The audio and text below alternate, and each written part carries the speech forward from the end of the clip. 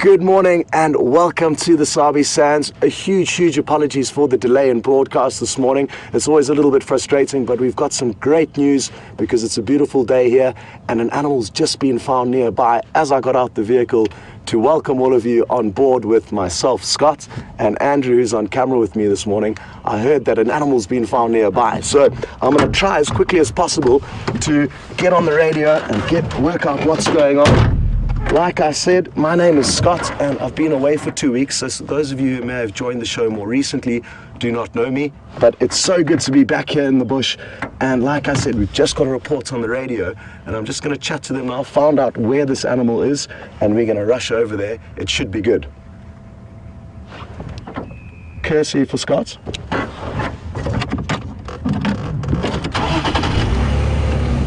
So this is a live safari, everybody. And while we wait for Kirsty to get back to us, who I think found this animal, I can let you know that you can send us questions. James is also out on another vehicle, and to send either of us questions, it's very easy. You just hashtag Safari Live on Twitter or send an email through to questions@wildearth.tv, and we really do love to interact with you guys, so send us your questions and comments. How are you feeling? Let us know what time of the day or night it is wherever you're watching, and that way we can all get along together.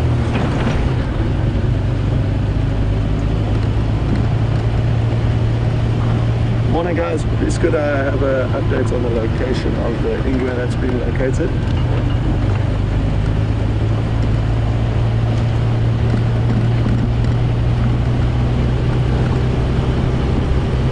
I'm coming from Ballinati's junction.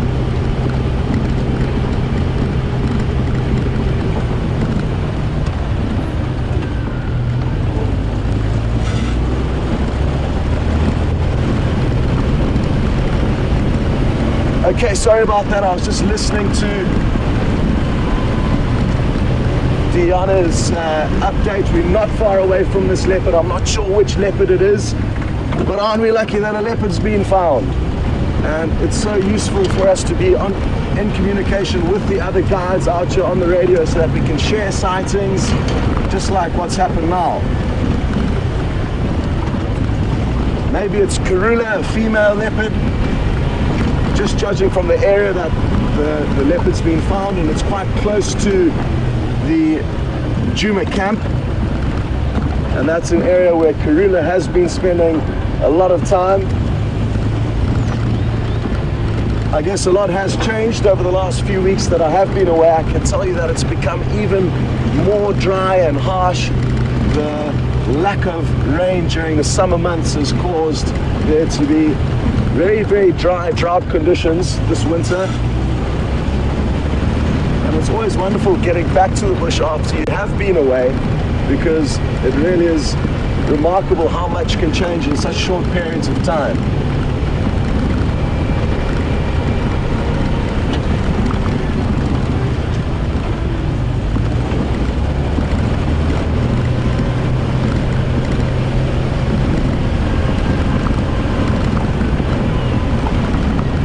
I think we just drove past the leopard droppings, but we're not going to worry about that. We'd rather just show you the leopard itself, and we are very close by, so don't go anywhere. And if you did have plans, I'd suggest changing them, because we shall shortly have a visual of this leopard.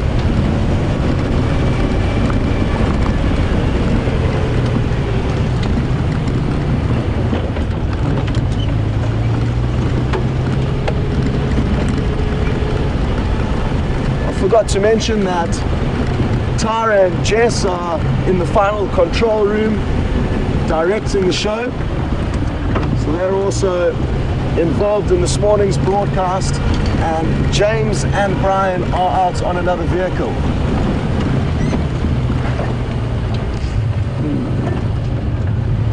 I think we are very close by to where this leopard is now. So we're just going to have to slow down a bit and keep an eye out for Diana.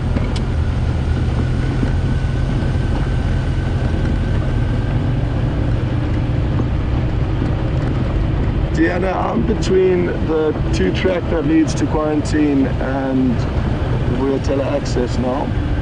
Whereabouts are you?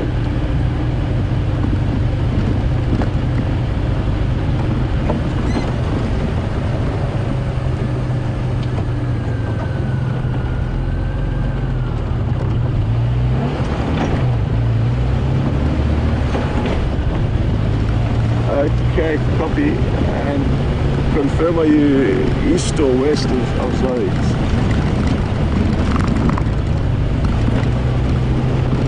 Okay, copy.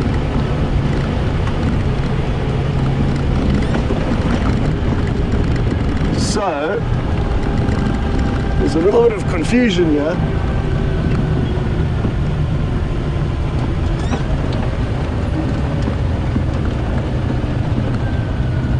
Because there are two tracks that run to quarantine, and we've driven past both of them now, and sadly we did not get to see Deanna, so she must be a little bit in the block. So we just have to turn around quickly. Sorry about this, but it is going to be worth waiting for, and there's a little surprise that's just happened at this sighting. A very unexpected surprise, and I'm just going to leave you to stew on that.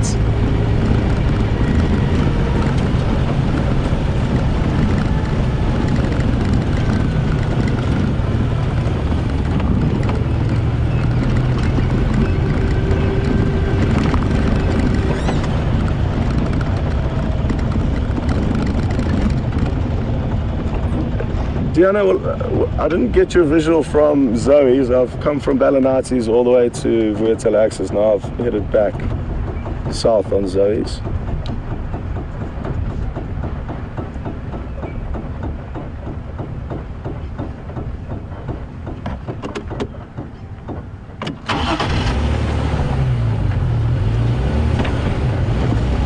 Okay, copy, perfect, thank you.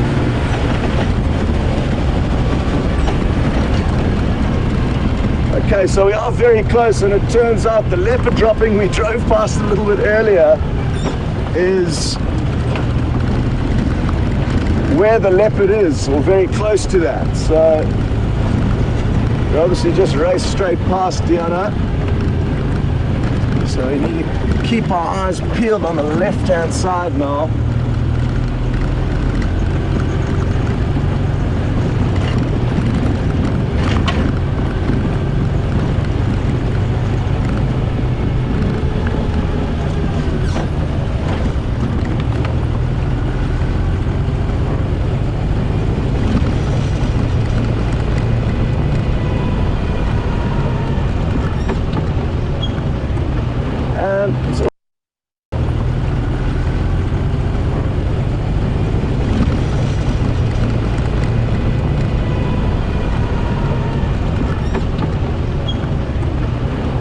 So all of you who have sent us through welcome backs, thank you very, very much. It is great to be back with all of you, and thanks so much for all the kind words.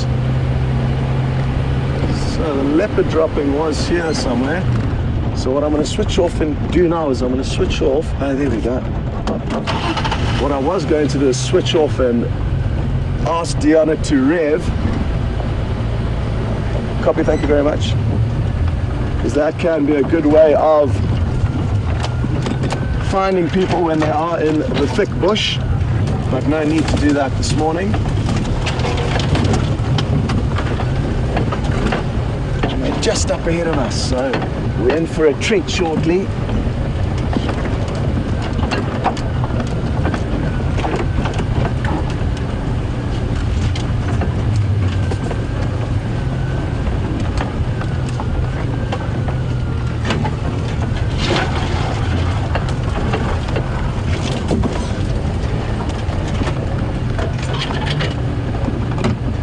Copy, thank you very much. So Diana's just informing me of where the leopard are exactly.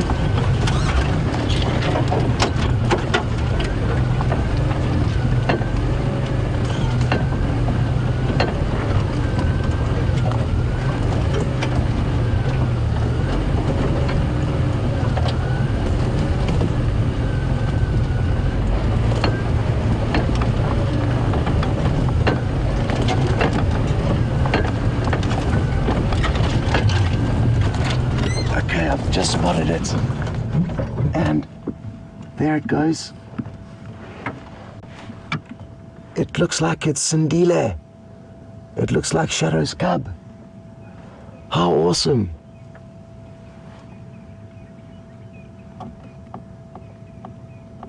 Look at that, and the good news is that he's not here alone. Apparently Shadow, the female, is also here, and I've just seen her, so I'm going to ask Andrew just to poke his head up quickly and show you Shadow. She's walking towards us. Here she comes. How awesome is this? So not just one leopard, but two. And I was wrong about my guess earlier, thinking it could be Karula, but it's in fact one of Karula's daughters.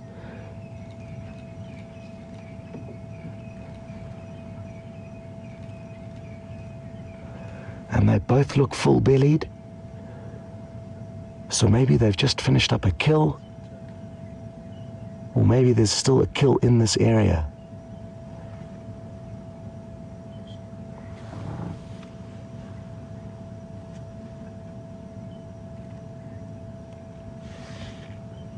Well, she didn't stop in the best spot there. She hasn't left Andrew with much to work with, but I'm sure she'll continue moving shortly.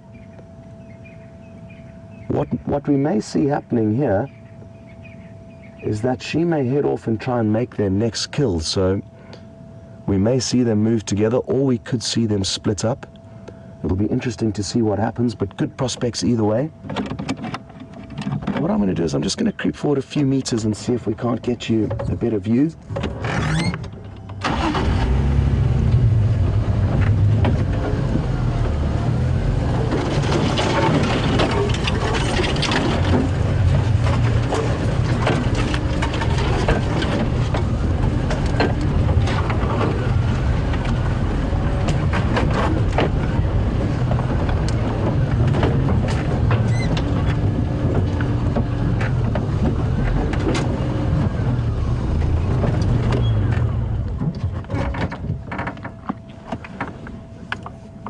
If we watch closely, she's communicating with Sindile, and it's called chuffing. It's a very, there we go. It's almost inaudible to us, but it's a very low-pitched huffing and puffing. Is my kind of impersonation of the noise, and she's going to come right past us. Awesome. I've never shown any of you this, and it's an interesting form of communication that we don't often see.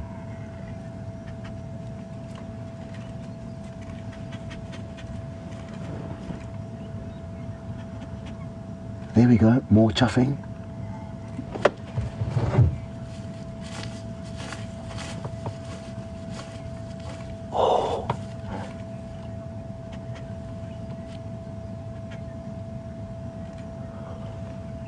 What are you saying to your little cub?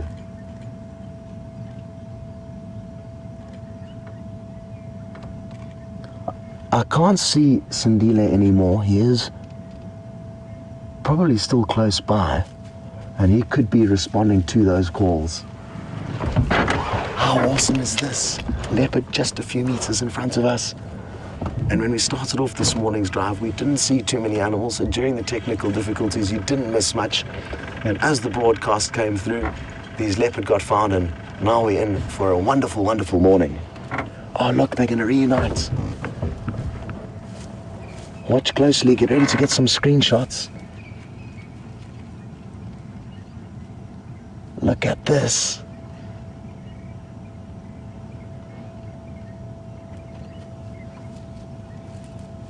Incredible.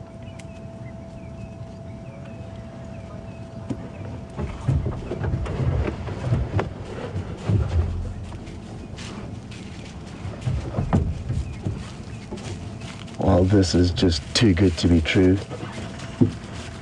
They're moving just a few meters past us, and we are just so fortunate in this area because the leopard are incredibly relaxed. And you could say it's almost abnormal for leopard to be this calm with vehicles. Apologies for the funny angle, but this is a live safari and the cameramen have to sometimes take some gambles to show you the good shots. But let's turn around quickly and continue following them. How was that? Absolutely incredible. Such awesome views, and I'm sure a lot of you got some incredible screenshots. If you didn't and don't know how to do screenshots yet, it's worth finding out, because it's a great way for you to document and capture the awesome things that we get to share with you on safari.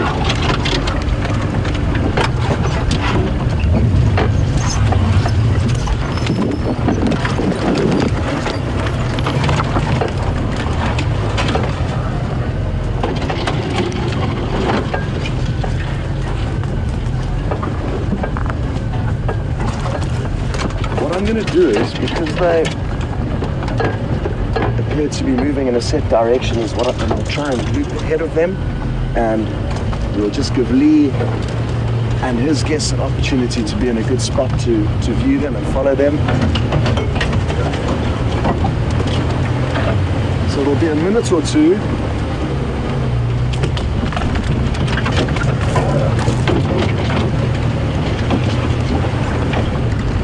He picked up. He's picked up something in his mouth. I'm just going to stop here and let Andrew zoom in quickly, just to try and work out what he's carrying there.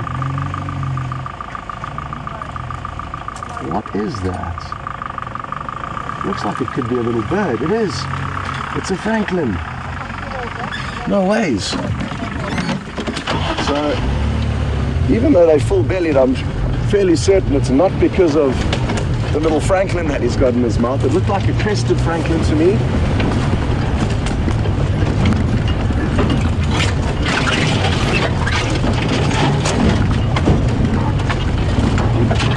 Basically back on the road. It's going to be useful for us now because we can loop ahead and get to a good spot. But we're going to go off the road again, because I've seen they've just got to the base of a marula tree and they might spend some time there. It may even climb up the marula tree.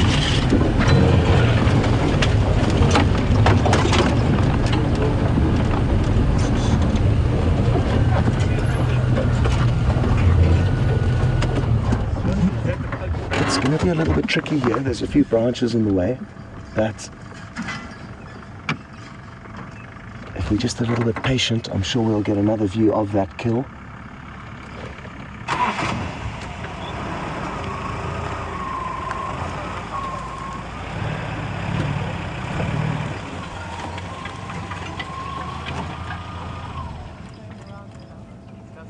There it is.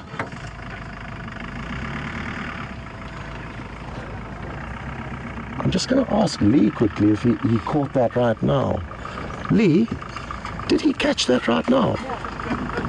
Awesome. So that happened right now. We were sadly, obviously, moving the vehicle when he managed to pounce on it. And it was hard to see which francolin it was exactly. Either a crested francolin, but I think Lee just said it could be a coqui francolin.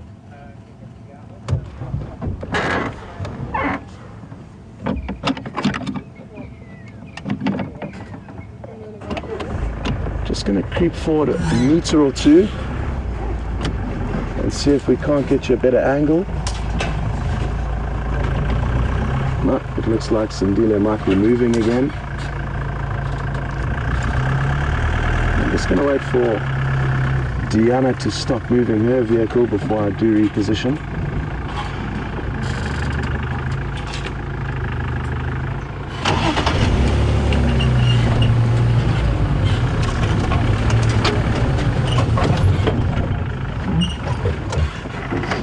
Okay, now you should be able to get a good view.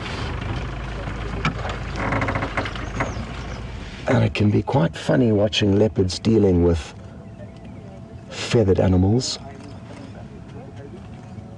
because they have to painstakingly pluck all the feathers out, and the feathers can often get stuck in their mouth. I'm not sure what Shadow has seen or heard. Something's got her attention, so she's looking off to the south. but can't tell exactly what it is she's seen. Possibly she's heard another leopard vocalizing, who knows, but something did get her attention, and we'll just keep that in mind. But in the meantime, let's take a closer look at Sindile as he tries to pluck this francolin.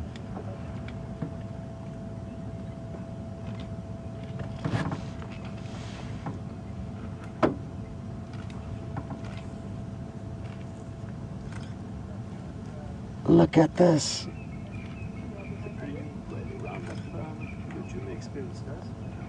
No different to domestic cats. They often do play with their kills, especially the young animals, like Sindile, and he's just over a year in age now, for those of you who haven't seen him before.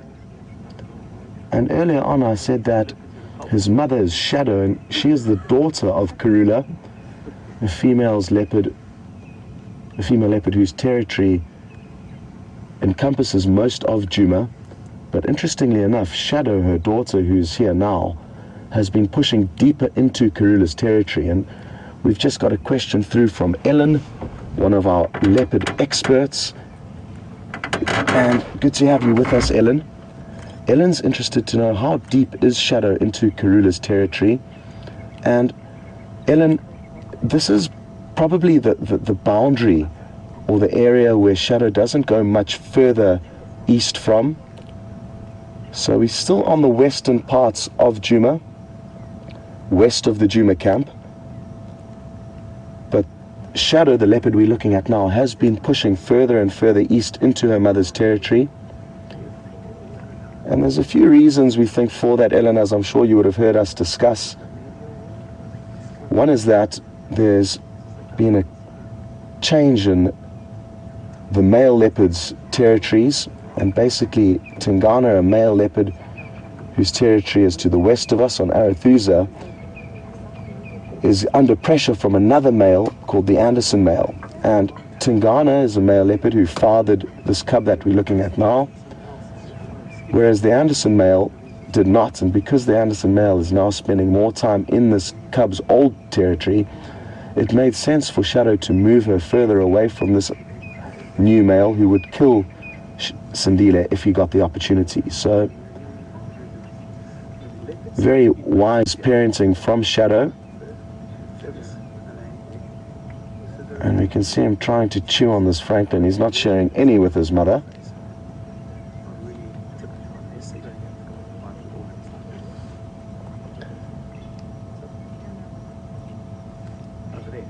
And Ellen, just to give you a better idea of exactly where we are on Djuma, we're on Zoe's Road, between Balanatis Road and Vuyatela Access. So, like I said, this is just about as far east as we've been seeing Shadow. And it'll be interesting to see how much further east she continues to move into Djuma over the coming months. It certainly suits us because we get to see them more often. And when we started this show in November last year, we didn't see them nearly as much as we're seeing them at the moment.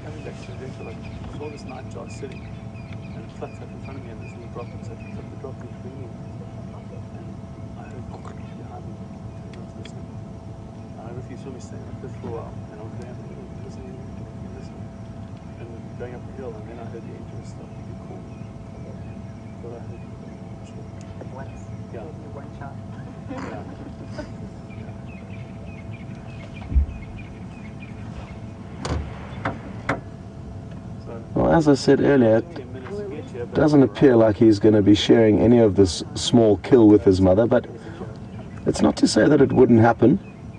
I do feel, though, that because they are both full-bellied, and I think moving off a kill that they would have been feeding on for the last few hours, depending on what it was, that she... Oh, I've just heard a hyena, so there's hyena coming, and they're going to follow the scent trail of these leopards. It's going to be really interesting to see this.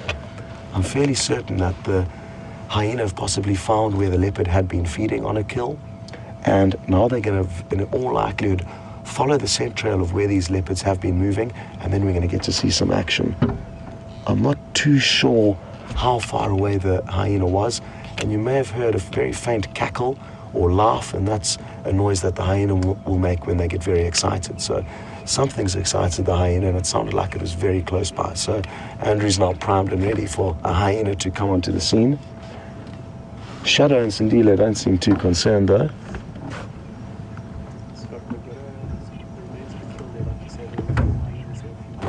Okay, and okay, and do you know what it was? Couldn't see, it was very badly dismantled. Okay, thanks very much, Lee.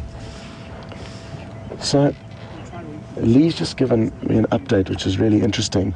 They have in fact just come off a kill, and Lee followed the hyena into the sighting, which led him to the leopard. So I guess the hyena are still busy squabbling over whatever scraps remain at the kill. Lee said it was very difficult to know exactly what it was that they had killed, but they finished it. And the hyena are, like I said, probably squabbling over the leftovers.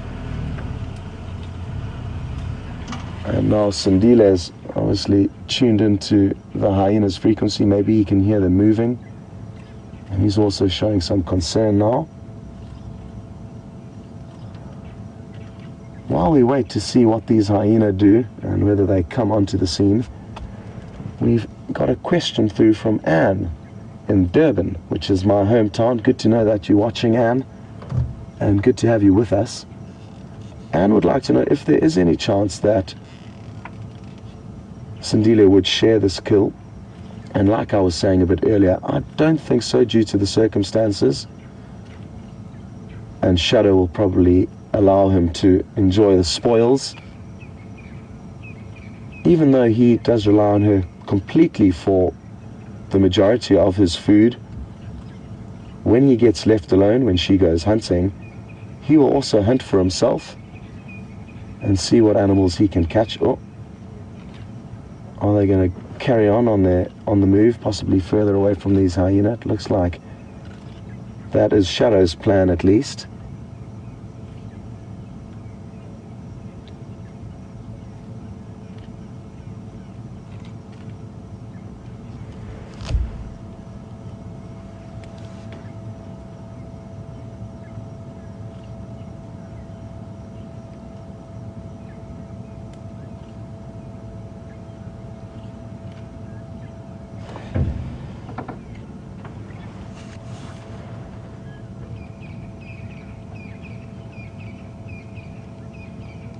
And like I was saying, he'll get left alone while she goes off hunting and catch lots of small animals from when they're tiny cubs. I guess they can start with insects, grasshoppers and butterflies, and as they get bigger they will progress onto larger game. And on the topic of hunting, we've got a question through from Paul, and Paul would like to know, will there come a point in time where he's wise enough and a good enough hunter to collaborate his efforts with hers and go hunting together?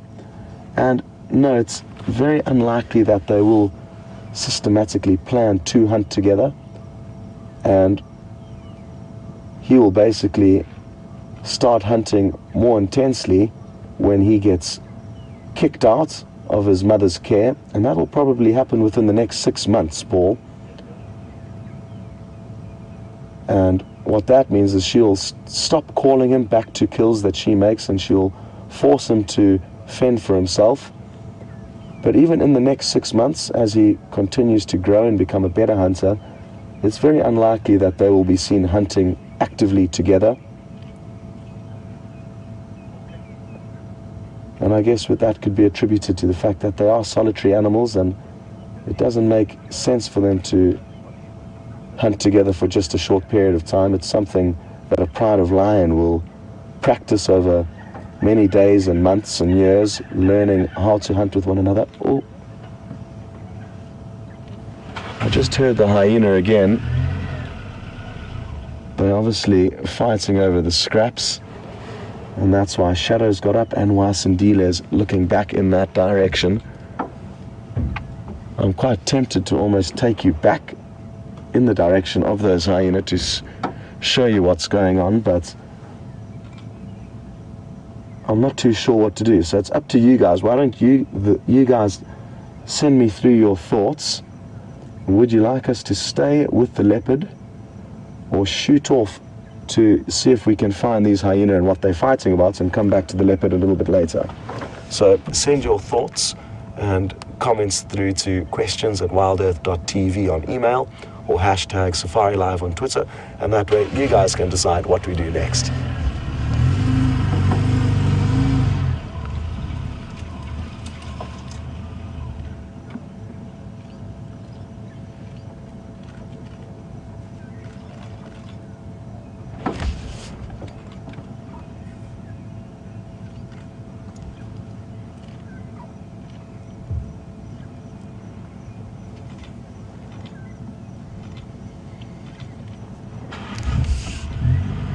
Earlier we were discussing how Shadow is pushing deeper into Karula's territory, and Mavis would like to know what would happen if they came across one another. Would Karula welcome Shadow, her daughter, and greet her? And no, Mavis, I think quite the opposite to that. I think even though they are related and that Shadow is her daughter, she will not be very welcoming, and it's not uncommon for leopards to fight with their mothers over territories, and I'm fairly certain that is what would happen.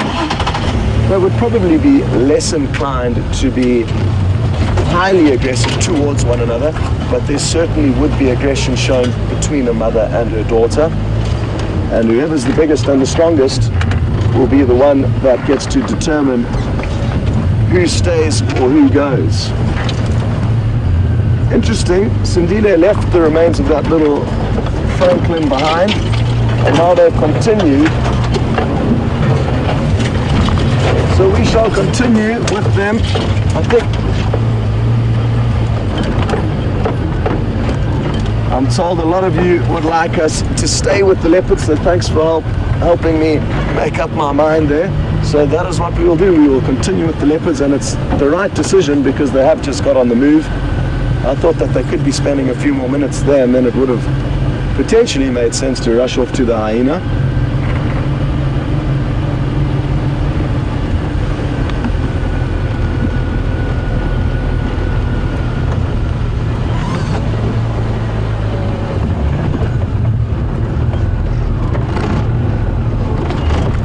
Okay, so they've just crossed over Zoe's Road. They're heading in a westerly direction.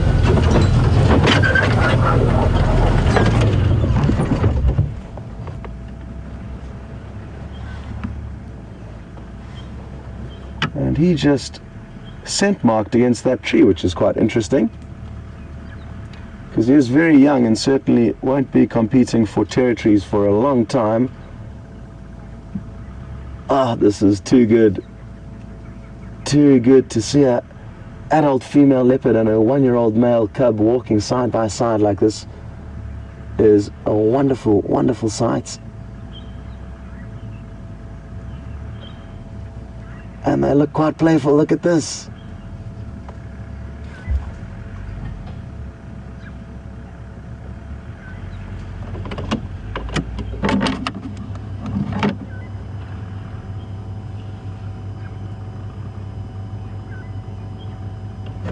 Okay, well, before they disappear into that thick vegetation, we're going to have to carry on and keep following them. So just to remind all of you, James and Brian are out, and they are looking forward to saying hello to you, but due to the lucky scenario we found ourselves in, there hasn't been time yet, so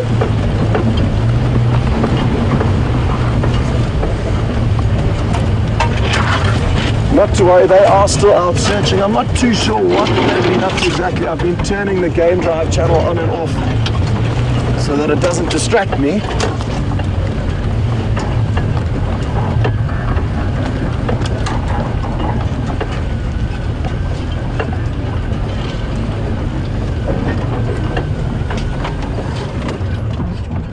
And Lee did go and find those hyena, and it was an impala that Shadow had obviously successfully killed, and that's why they're full-bellied.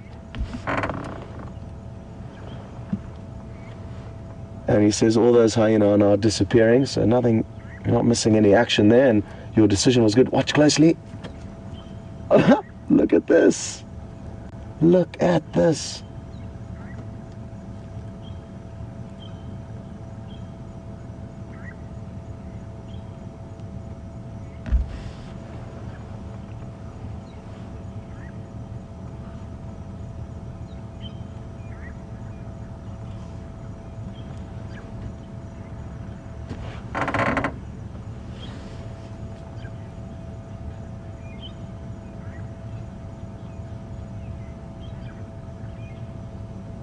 Well, this is just too good to be true.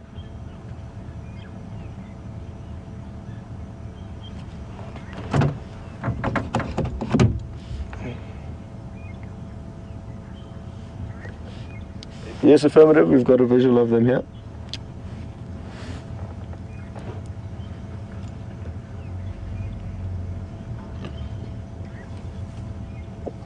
Wow, look at that. Look at this.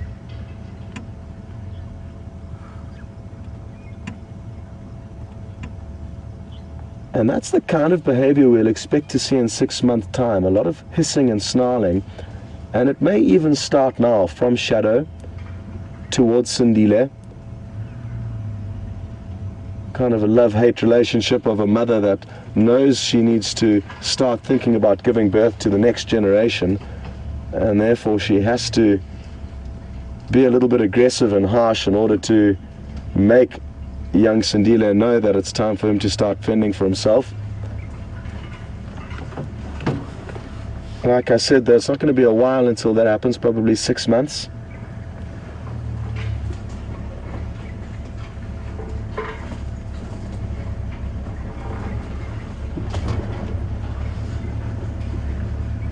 I wonder what she's rubbing herself in. It could be some dung. It's not uncommon for leopards and even lions to rub themselves and roll themselves. And look at this. Oh, awesome.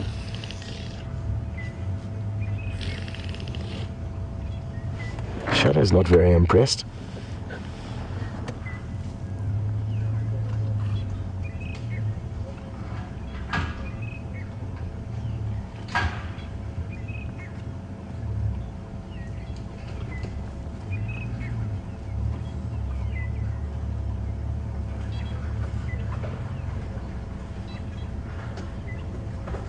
Shadow keeps looking back in the direction of the hyena.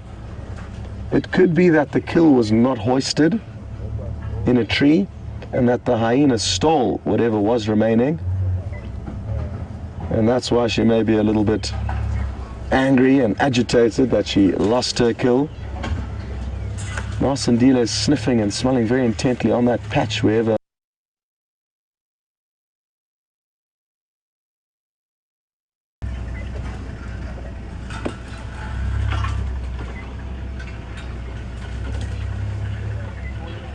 but they certainly can't seem to get enough of it. Okay, wonderful.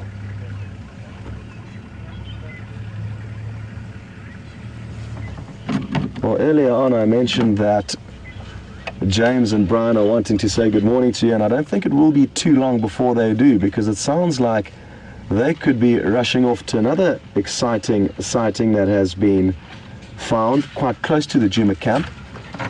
So our luck is increasing here on Safari Live, and there's another very exciting prospect that is going to be worth sticking around for.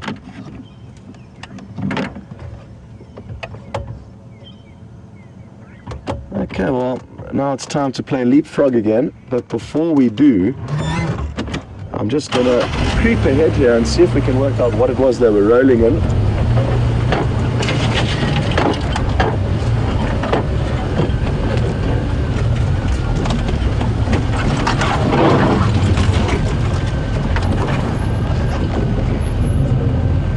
See anything down there, so I'm not too sure exactly what it was that got them excited.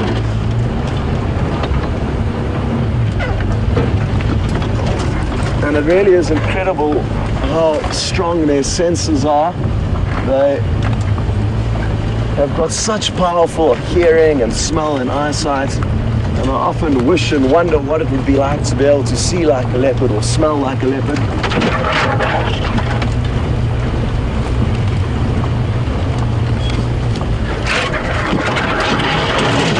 Okay, these leopard have picked up the pace a little bit. Andrew, have you got any idea where they are? Oh no, yeah, there they are. All good.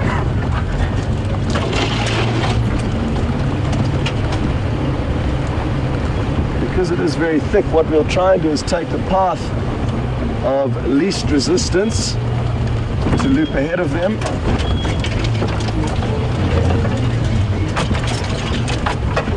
Another francolin just flew off from where they're walking just up ahead of us, so that one was more fortunate than the last one that they stumbled upon.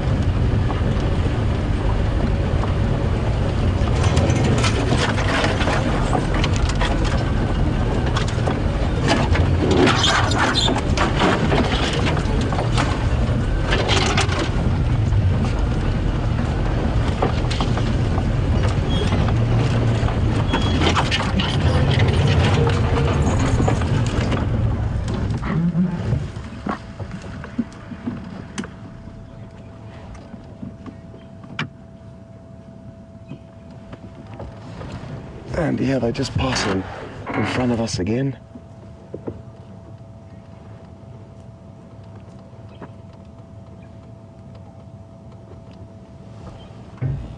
And a lot of you enjoying this playful behavior, and so are we. It's absolutely awesome to see them playing around like this. So thanks for sending through all of your comments about how much you're enjoying this interaction between mother and cub.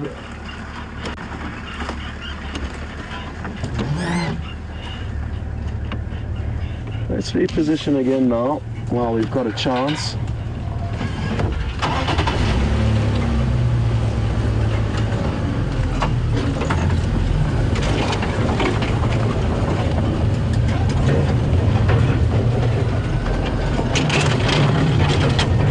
There's no water very close by. If there was, I would have expected them to head towards that to have a little drink. But like I said, there's no water holes very close by.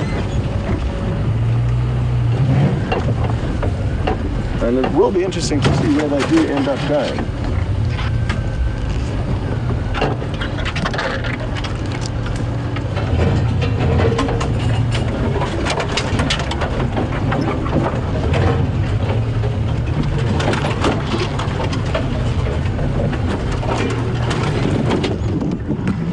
We've got a bit of a clearing here.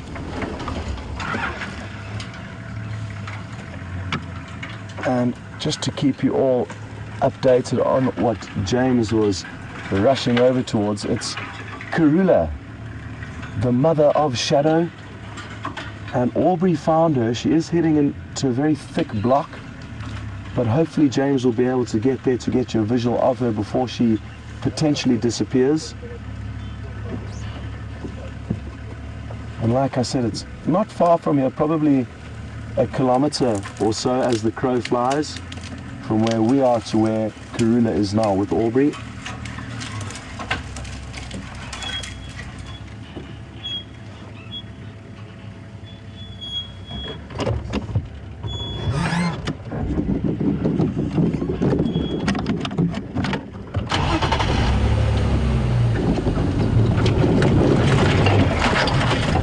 Now, as you see them moving through the bush like this and playing around, it can be quite difficult to... Oh, there's some aardvark holes there that we're going to avoid falling into. So, difficult to distinguish between who's who.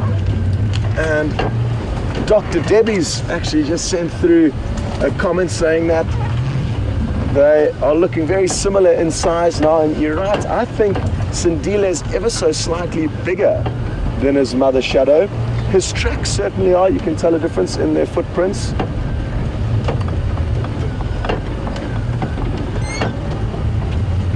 And I'm Also told that Dev is interested to know, how do we tell them apart, because they do look so similar. It's tricky. He's got a slightly paler coat than hers, I think, ever so slightly.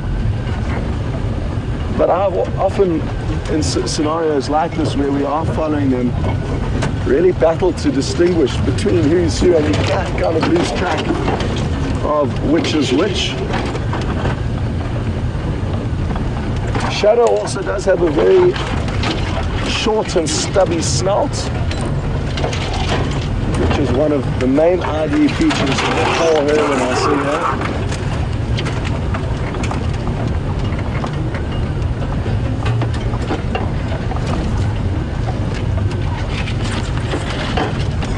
Well, I've got no idea of where the leopards are anymore, but I'm sure Texan does, so I'm just going to keep following him.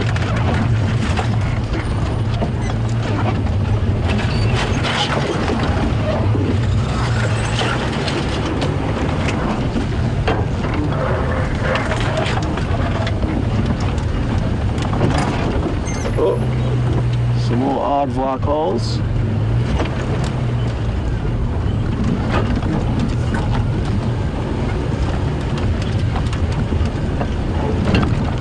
They're just up ahead of us. They're quite some way, but we will catch up to them shortly, so not to worry.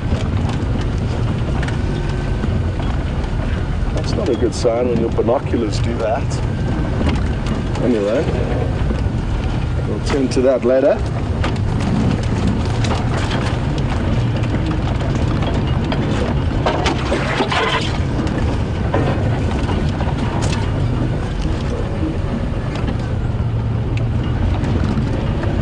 It's incredible how quickly they've started to move now.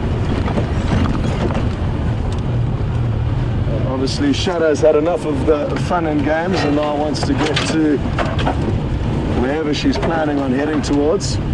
Thankfully it's not too thick here, and I'm sure in the next moment or two we'll be able to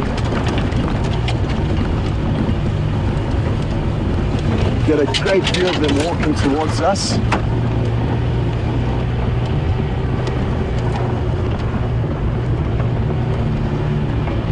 Where should we decide to go?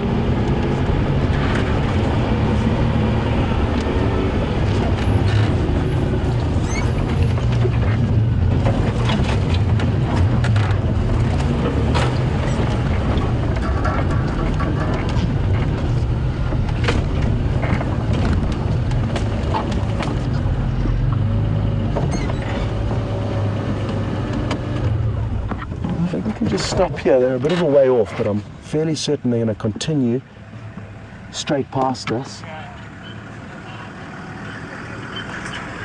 And if we're lucky, they may even pop onto this termite mound that you can see in the foreground.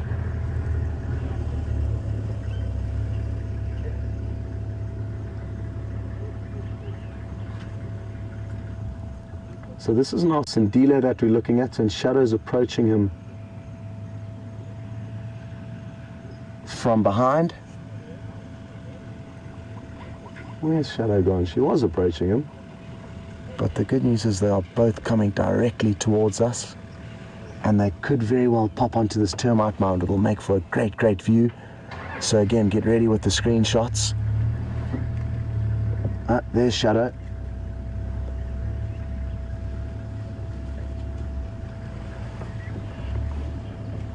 And she's veered off course a little bit, but she has Sindile on the termite mound. Sorry, Andrew.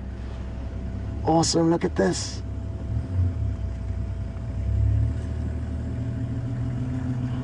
Well, aren't we also lucky to be following these leopards this morning?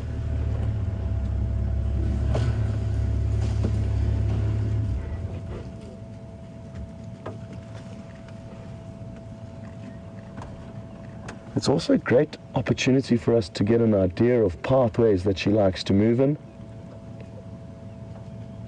And as the weeks and months go by, spending time with these animals really does help us get to know their habits and, like I said, potential routes or paths that they like to move on, so that when we are tracking them, we can help guess where exactly they may end up and intelligence like this that we gather along the way can be very useful.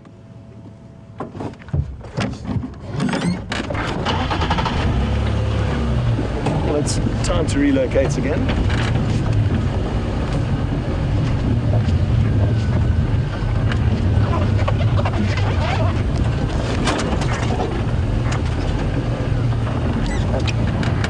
Earlier on we were discussing how it's difficult to distinguish between these two leopards and who's who, and we've just got one of our viewers called Georgianne in Illinois. We've got one of her little secrets, and she says that Shadow has got a paler snout than Sindile. So thanks for sending through your little ID trick for differentiating the two, Georgianne.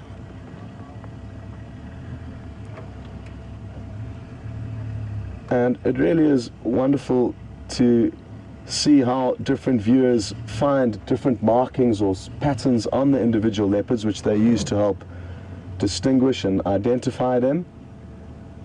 And they are all entirely different. The spots of every leopard is different to the next. So you can look for different spots or patterns anywhere on the body to help you establish who is who.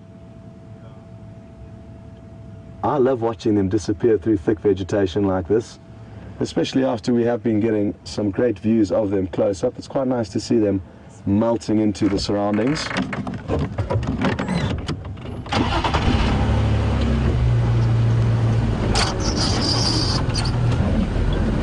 Okay, it gets a little bit thicker here, but we should still be able to stick with them. Interestingly, we're driving past the Gowrie repeater, which is one of the repeater stations that helps get the signal to you.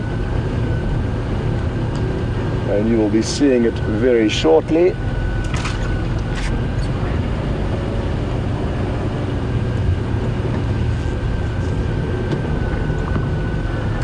You can see the antenna mast now. And like I said, a very important piece of equipment. There's some batteries in this little house over here, and a solar panel on the roof to keep all the equipment charged up.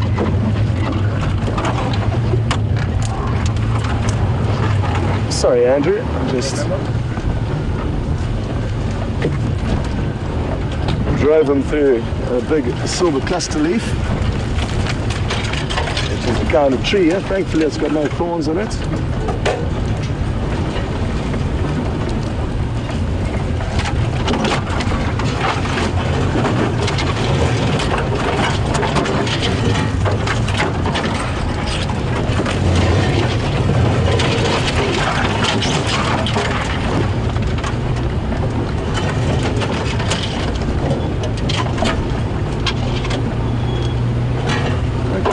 Got their visual again. Nice. Up ahead of us, and they're slowly mobile south.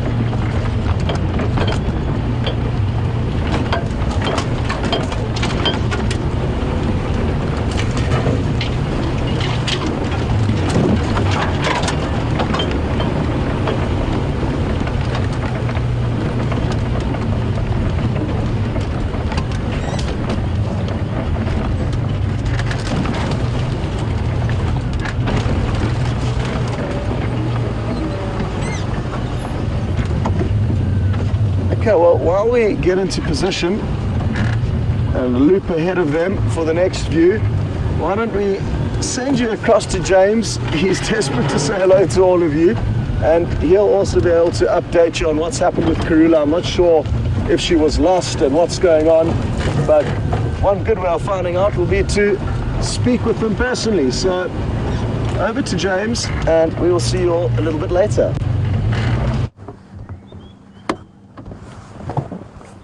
Hello and welcome everybody to Wendy. I was beginning to wonder whether I would be able to talk to you at all today, given the excitement that Scott has managed to create from an incredible leopard sighting. I'm extremely jealous. For those of you who perhaps have not seen my ugly mug before, my name is James Henry. It feels a little bit odd saying it so late in the day to you, but here we are. On camera today we have Brian. Looking...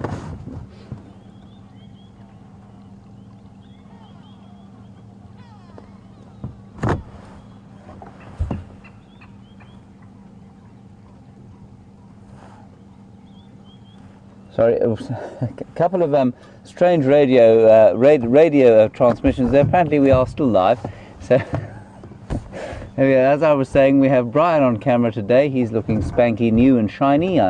Good shower this morning, I think he had. Did you have a good shower this morning, Brian? Splendid. Oh, good. Right. Now, we have come into this area where we are now to try and find Karula, who is a flying spirit leopard and doesn't want to be seen. She was seen a little bit earlier by some people at the camp just over here behind me, and we've come into the area just as she's disappeared into a thicket of trees, possibly more dense than the matter at the heart of a neutron star. That means it's very dense indeed, and I'm not going to attempt to get Wendy in there. What I am going to do though is drive around the block. It's a very small block, but she does kind of disappear in here fairly regularly. We might be lucky. I know you've seen 2 leopard already today. I don't think you're going to be fussy about seeing another one, and especially as it's Karula, who I've only seen once, and she's the kind of queen of our show, so it would be really nice to see her. So that's what we're going to try and do again today. We did try it unsuccessfully yesterday afternoon, also around this area. Anyway, that's the plan. Please remember, I do like to hear from you. Questions at wildearth.tv if you're emailing, or hashtag Safari Live if you're tweeting away like a white-browed scrub robin. And likewise, please do not send any telephone messages or postcards. The South African Postal Service remains on strike for, I think it's probably the 8th month now, Brian. Right, so Karula, here we go. She was found at the waterhole here, where we had some buffalo yesterday.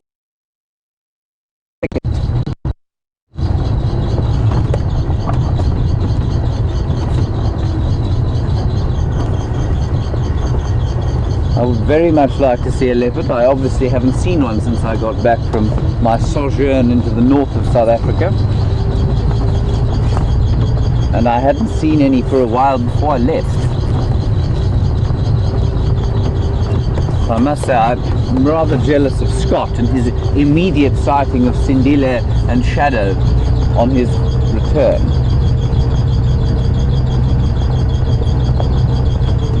That squeaking you can hear is in fact not a squirrel alarm calling, but Wendy's alternator, which is alarm calling. I'm not sure why. Rest assured it is going to be looked at in the next few days, and then it will disappear. Either that or I will go stark raving insane.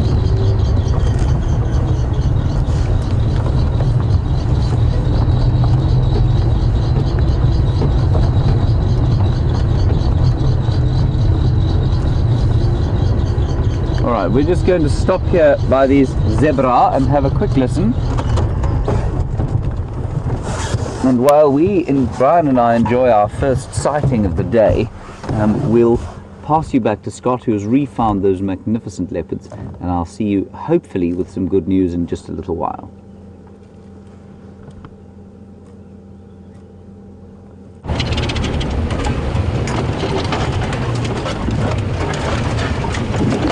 Welcome back everyone, and you've come at the perfect time because we finally got into a little open clearing. They are moving incredibly quickly, and we've been battling to keep up with them through the thick vegetation.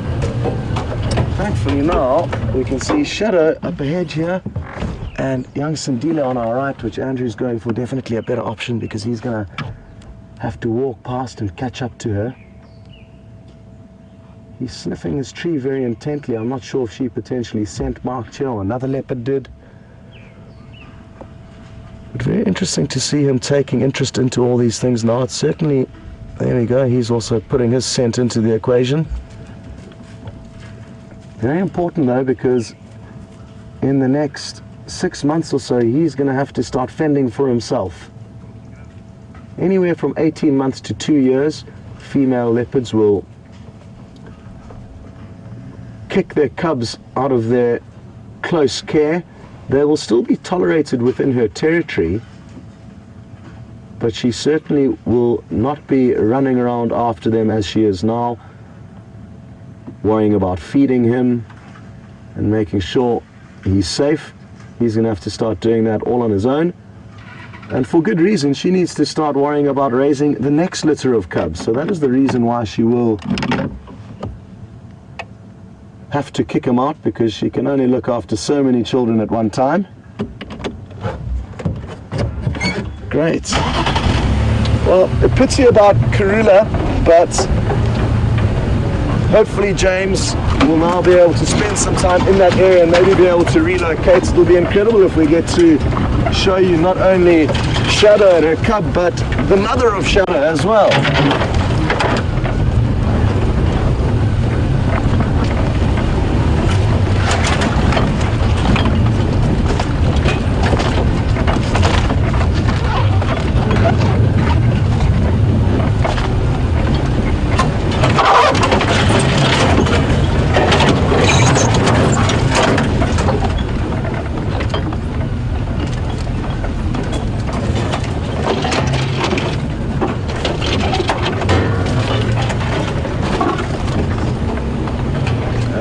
Like I said earlier, he will still be tolerated when he gets kicked out of her care in her territory, but over time he'll need to expand his territory and eventually move out of his mother's territory. And Cecilia has just asked, how far will he potentially have to move in order to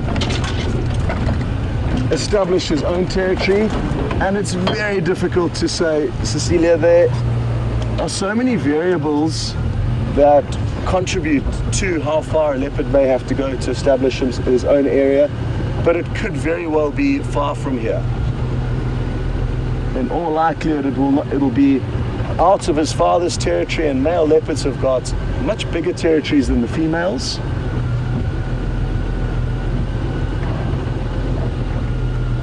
So even though he'll be tolerated in his mother's territory,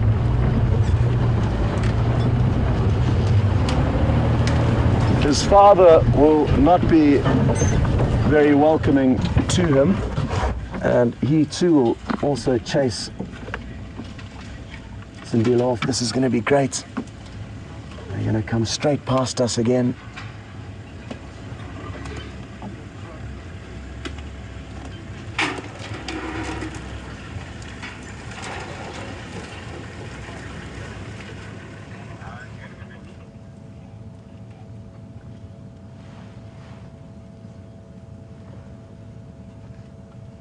So Shadow's in front and Sindile's at the back, if any of you are wondering who's who.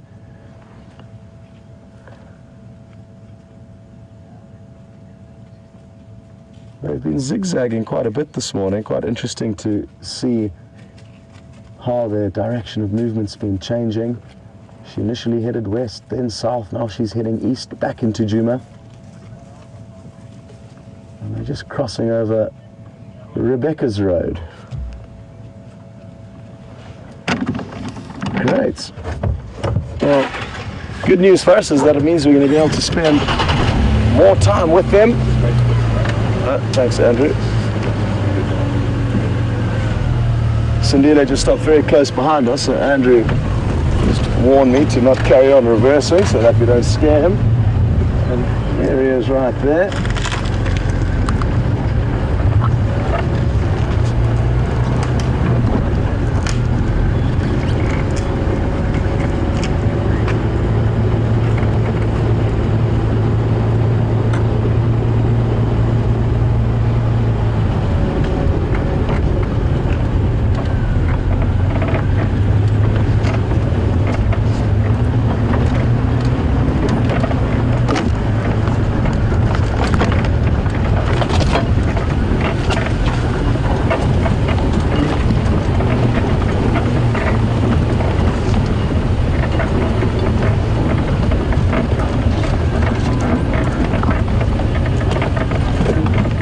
been discussing quite a lot the hunting techniques and the probable age or time that Sindile will have to become self-sufficient. And Dr. Debbie's just asked what would happen if something happened to Shadow now.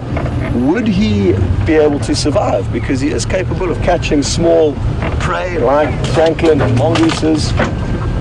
It's a very good question, and I'm not too sure what would happen. There is a chance that he would survive, but the odds would be stacked against him. He's going to learn a lot more in the next 6 months about life out here. And it's not only hunting that they have to worry about, but also just general experience of interacting with different animals, different leopards, lions, hyenas. There's still a lot of life experience he needs to gather in the next 6 months. But it would be very interesting to see what would happen if potentially something happened to Shadow, because like you did say, Dr. Debbie, he is capable of hunting and therefore would have a chance of possibly surviving even if something happened to her right now. Here he goes, just in front of us now. Awesome.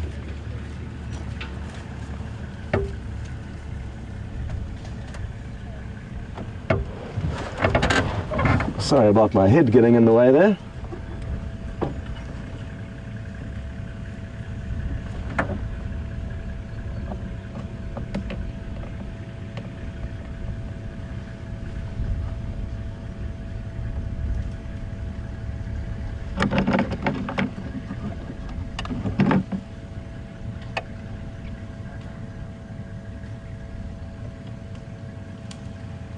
It's really awesome. That's a Flehmen grimace.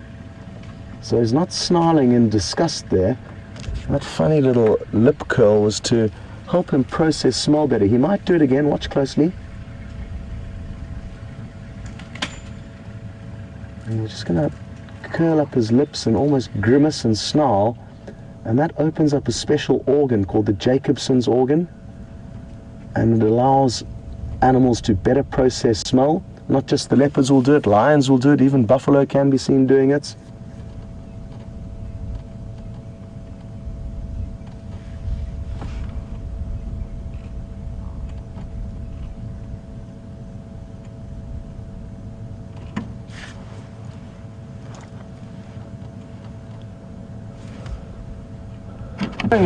Not a bad way to start the morning, and Andrew's just been telling me how fortunate I am to be starting off like this. Oh, look at this, look at this, look at this.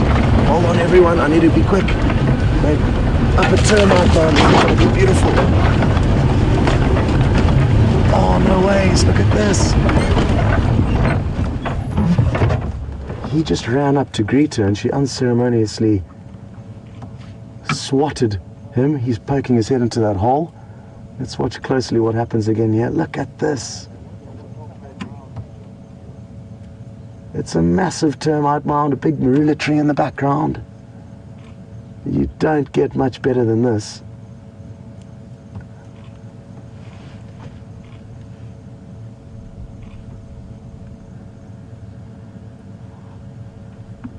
Now it's been really interesting to see how aggressive she has been to him this morning. It's certainly the most aggressive I've seen her be towards him. And like I say, it's, I guess, nearing that time where she's going to become less and less tolerant of him and his playfulness.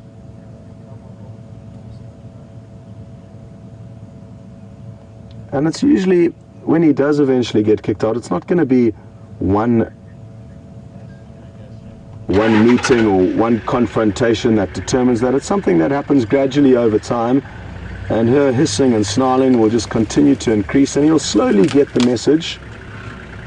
But it's not uncommon for young male leopards to continue snooping around and tracking their mothers down and joining them to feed on their kills. So even though she will do her best to shake him off her tail and make sure that she gets to feed on all the kills that she makes to herself, he will from time to time find her, and she will have to tolerate him because he is going to be bigger than her and stronger than her, so she won't really have too much of a say in the matter. She can put up a bit of resistance and put up a fight, you can say, but it's unlikely that she's going to get very, very confrontational to the point that he will completely avoid her.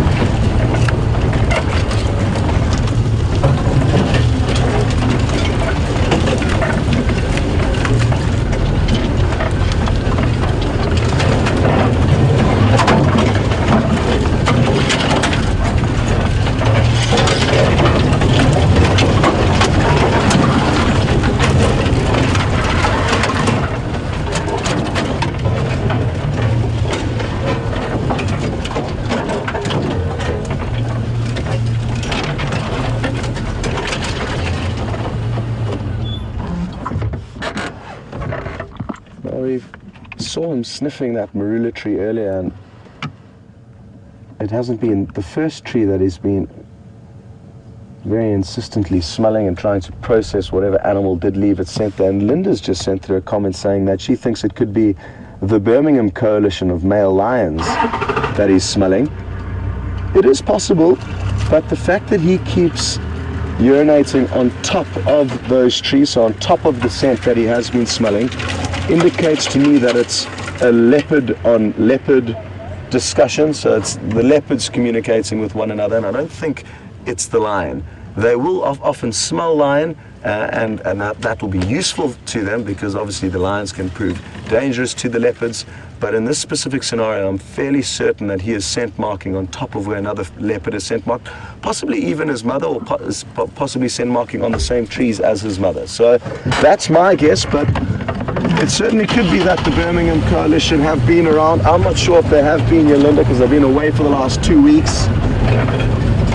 But it's such wonderful news to hear that the Birmingham coalition are spending more time on the property. The one catch is, I guess, that the one in Kuhuma lioness got killed, got caught in the crossfire, as well as 2 of the Styx cubs. But it's nature, and it's not uncommon for new coalitions of male lions who are establishing themselves to kill huge amounts of lion. So far, at least it's only 3, and let's hope that their rampage doesn't cause them to kill many more, because they start getting so hyped up as they begin to grow their territory and succeed that they can become a little bit bloodthirsty, even a lot of the times not necessarily making sense, killing lioness, not males. The cubs are understandable because they would like to release those lioness of their responsibility, and that way be able to hopefully mate with those lioness and get their genes into the system. Now, we're just going to stop here and let Andrew and Aubrey have a moment to try and get some good views before they continue through this thick bush.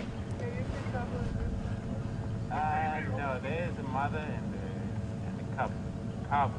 Andrew's just joined the sighting, so it'll be nice for us to give him a moment with the leopards. For those of you who are new to the show, there's a limit of 3 vehicles in every sighting. We've been very fortunate and been here the whole morning, but other vehicles have been cycling through, taking turns to show their guests the animals. And Texan just made space for Andrew to join, so that's also what's going on the Game Drive radio. We're busy controlling the sighting and managing who's coming in and when. Aubrey's just turning off, so now it's just Andrew and I, and we're gonna, like I say, let him shoot ahead and try and get his guests some good views. It's so important for us to be able to share these sightings, because it's often these guys, the other guides, who find the animals, and we need to try and be as accommodating as possible. So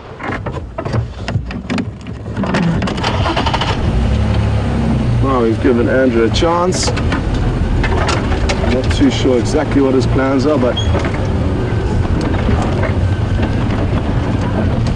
he has moved through there. Now, one thing I can tell you that's changed this morning is that earlier I said I'm not too sure where they're going to end up or where they're heading to, because there wasn't any water nearby. Well, that's changed. Now we've started veering towards Treehouse Waterhole, where there's not a lot of water, but there is some. So it'll be interesting to see if they don't head there.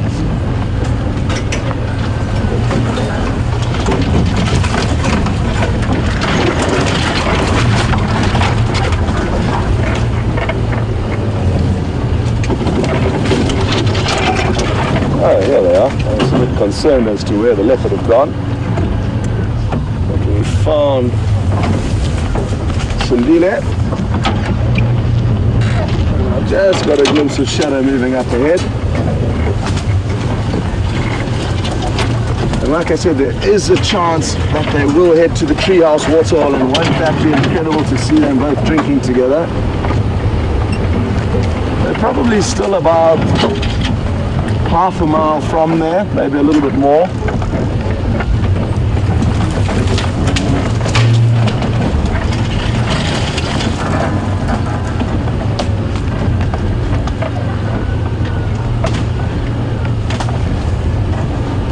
Okay, well, I think it's going to be a bit of time before we get ahead of them again. So we're going to send you back to James and Brian so you can get an update on what they're up to. And as soon as we've got another good view, we'll call you back and show you what's happening. See you. Hello, welcome back again. I don't have anything particularly exciting to report. I did walk into this block. It is very thick. I did not find a leopard, and even if I had, I'm not sure that we could get old Wendy in there, especially not with her rattling and offensive parts at the moment. So I'm doing one final loop around. I don't know where she's gone. She may well have headed towards the camp and out through the other way, but we'll keep in and around this area for the rest of the drive, I think, and just see if we can't pick her up. It would be most exciting. But until then, and while Scott repositions so that he can show you Sindile and Shadow, we will see what other wonders the bush has to offer. It is a magnificent morning. It hasn't warmed up hugely, which I think is quite nice, and we're going to go and just have a look at these zebras, which are now having a drinky. Well, they were until we came along, and in keeping with our general luck today, they are now deciding to abscond. Now, there we go. They're going to go and have a drink. The zebras seem to be quite prolific at the moment, magnificent as they are.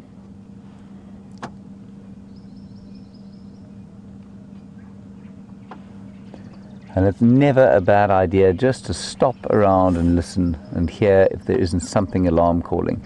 Now, when we talk about alarm calls, what we're talking about is birds and squirrels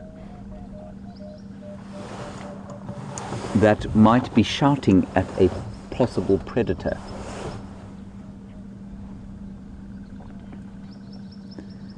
The birds around me at the moment, however, are singing purely for joy, though not in any form of alarm.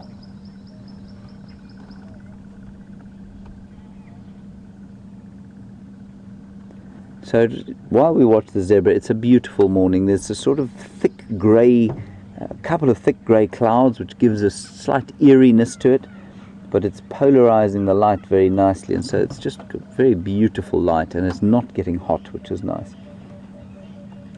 As I was saying yesterday evening, the sounds will now change slowly every day, and there's a bird calling there. I'm sure you've heard it going while we were looking at the zebra, and it's called a white-bellied sunbird, and it's been shouting all morning, and I haven't heard it calling for many months, and that's because the winter obviously has been in full flow. So that's a new sound for the coming spring, the white-bellied sunbird. Beautiful little bird. Not quite as beautiful as Karula the leopard. That's just how it goes, I'm afraid. Right, let us carry on. See what else the bushveld has to show us. There have been many rain predictions, as I'm sure the presenters have told you over the last little while. Brian reckons the 18th of September. I think that's optimistic to the point of lunacy. I'm going with 20th of November, which is probably slightly pessimistic, but I think in keeping with the general atmosphere. What did Andrew say, Brian? 6th of October. I still think that's also pretty optimistic. So we'll see. But it's such a wonderful time when that comes, and the longer we wait for it, the more magnificent it will be when it does eventually come by.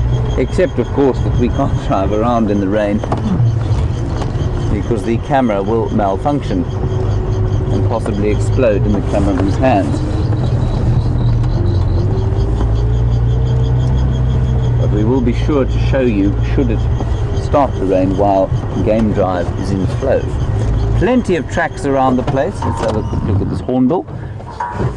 Lots of hippo. There have been some rhino tracks. There have been some buffalo tracks. And that, of course, is a yellow-billed hornbill who has decided that we've had enough of a look at him. And that's, again, in perfect keeping with our luck this morning. They are still frantically eating termites, the yellow-billed hornbills. There's another one, possibly its partner. They're little monogamous pairs. And what they do is that they will now be starting to look for their tree holes in which to nest. And their nesting behavior, as I've mentioned before, is quite fascinating. They find a tree hole, a big one. She goes inside. He seals her in with mud and dung. And then she sheds all of her feathers and lays her eggs, naked as she is, onto those feathers. Lavalier. Can you... sorry, Brian, I don't mean to put you under whoops, sort of pressure. A lovely Lavalier flying there, and it looks like she might land, or she may have just caught a little thermal. Beautiful. Look at that. I will tell you further of the hornbill's nesting behavior once we've watched this incredible bird in flight. Now, we have discussed this before, but I say again, Batelier is apparently supposed to mean acrobat or tumbler in some sort of French vernacular. I've yet to meet a Frenchman who can verify that. And I think if you watch this bird flap its wings, look at that. What does it look like, Brian? Looks like a bat. It looks like a bat. I suspect that all these years that I've been telling people that it means acrobat or tumbler, I suspect that the word batelier comes something or somewhere from its flight pattern when it is flapping its wings. You can see that's a missus by the fact that she's got white under the wings, pure white, no black, just a very thin strip of black, and the male, of course, has got a half white and half black underwing. Beautiful birds, one of my favorite raptors. And they live for up to 40 years, you know. Pretty long time.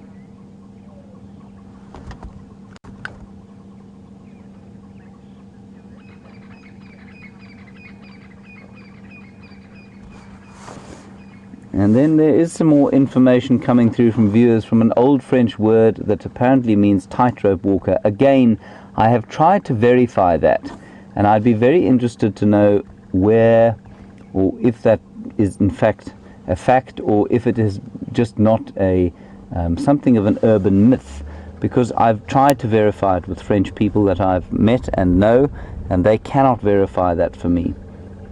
So we've had tightrope walker, acrobat or tumbler, and I've heard that many times from many guides around the place. I am not convinced. Anyway, as it disappears there into the distance, however it got its name, it's a magnificent bird, looking for probably some kind of carrion to eat. I suppose not a very nice diet, but they will kill their own things sometimes. But normally they're the first to a carcass to try and eat the rotting meat that has been placed there by something like shadow or karula in this case. Right, on we go. So the hornbills we were at the stage where Mrs. Hornbill had shed all her feathers and become naked in the nest. She'd been sealed in by the male, and she's laid her eggs, probably 2, and there in the nest they will hatch. And by the time they hatch, her feathers have sort of recovered sufficiently for her to leave, and the male of course feeds her through this mud wall that he's created. She will then dig herself out, and once she's done that, they will reseal the mud nest and feed the chicks until they're ready. It's a very sort of, I'd say, effective partnership with division of labor.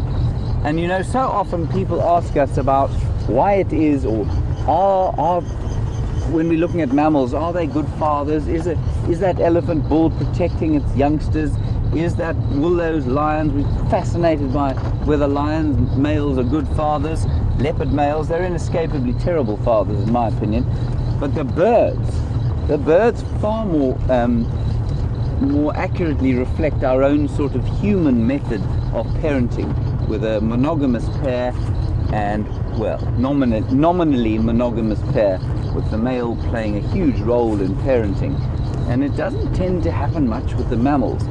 And as human beings, we're often looking for things that make it, that we can identify with. So we really like the idea of a male mammal that is like our fathers, like we feel our fathers should be, supportive and sort of defending the family and looking after the family. And normally the mammals aren't really like that at all, but the birds often are.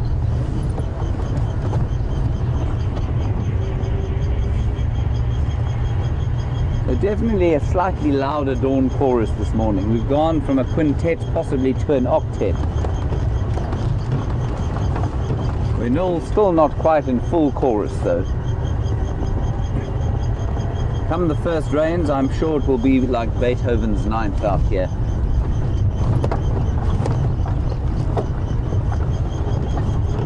Brian, do you see the fish eagle? It is so far away that we will not point the camera at it at this stage.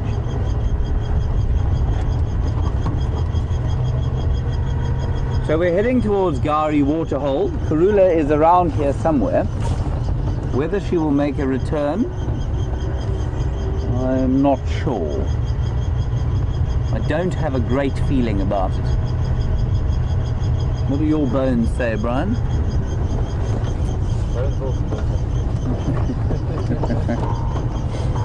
Yeah. No lion tracks, just to keep you updated on those. We did head off to the far east today and try and just see if anything had come out from Torchwood, which is to the east of us, but there are no tracks coming this way. And I believe that there was, ooh, there's a juvenile fish eagle there. Sorry, let me get you into position. You can see completely different flight pattern from the Batelier, completely different. Much deeper wing beats, much more economical.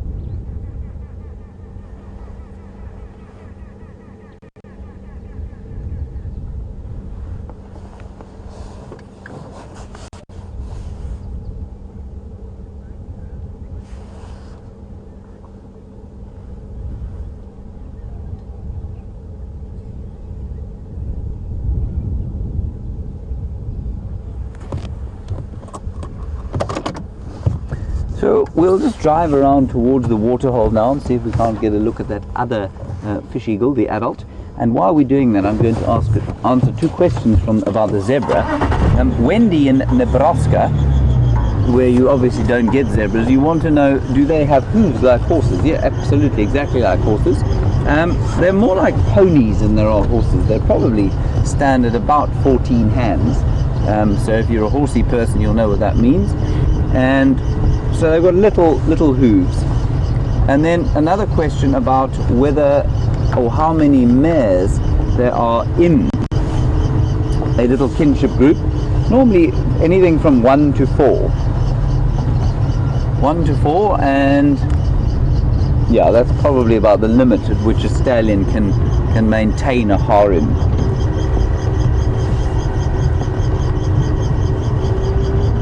Just nip across onto the dam wall here.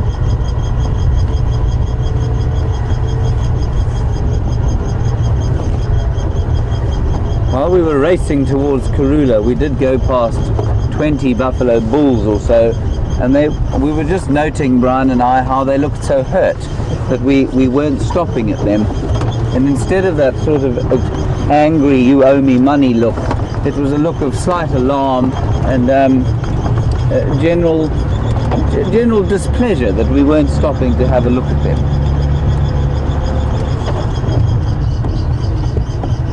Where's the other fish eagle? I think it's flown off.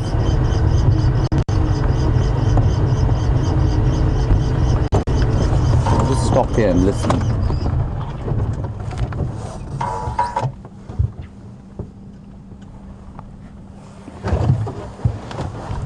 While we wait and see if we can't find this fish eagle again, I think it's gone away. Cecilia, you want to know how long do they live? Probably also around about, I'd say probably 20 to 30 years. I'm not entirely sure, but they are pretty long-lived. What I'm going to do while we sit and look at that catfish-infested pond of scummy mud and buffalo dung is check on my bird app, and I'll see if I can't find out exactly how long they live. I think they're pretty well studied, you know, so we might be able to get an idea.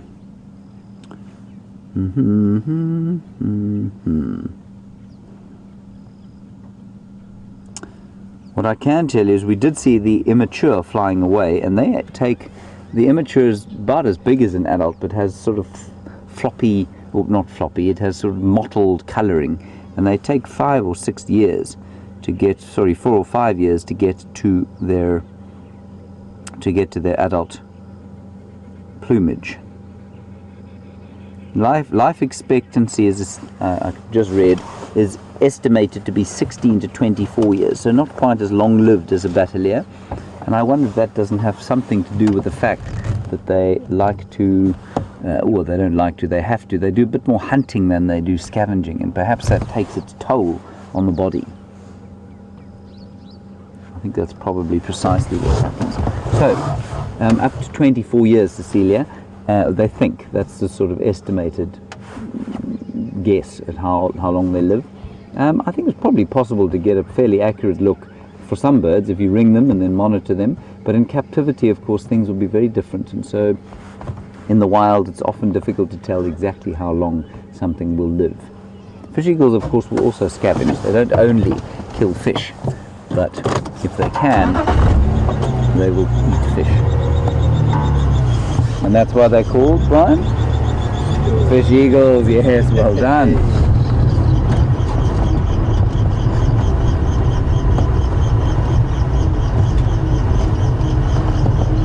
The little squirrel. Let's just have a look at him there. I don't know, can you get him? He's probably come out of his hole because he can hear the alternator. No, there was a little squirrel on the tree there.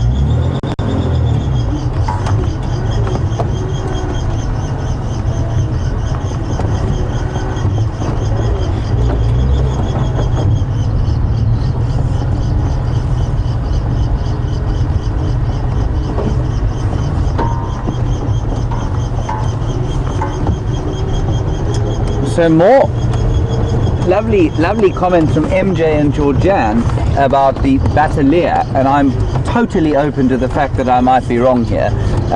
So MJ, you say it's an archaic form of French, and that's why no Frenchman that I've met has ever heard of it. That's well possible, I guess.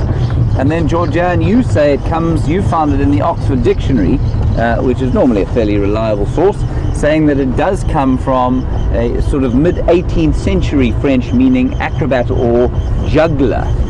Thank you for that. So maybe that is where it comes from. I just had the notion the other day that when you watch them fly, they do have a very bat-like sort of beat to the wings. That's quite nice.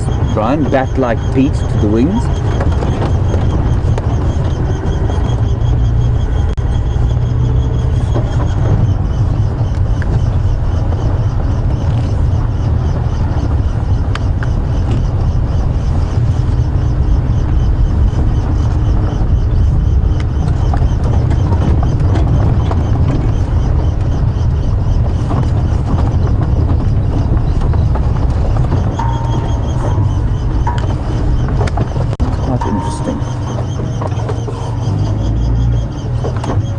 Okay, we're going to go quickly back across to Scott. It looks like Shadow's about to hunt something. I'll see you a bit later with any luck. Good luck with the hunt.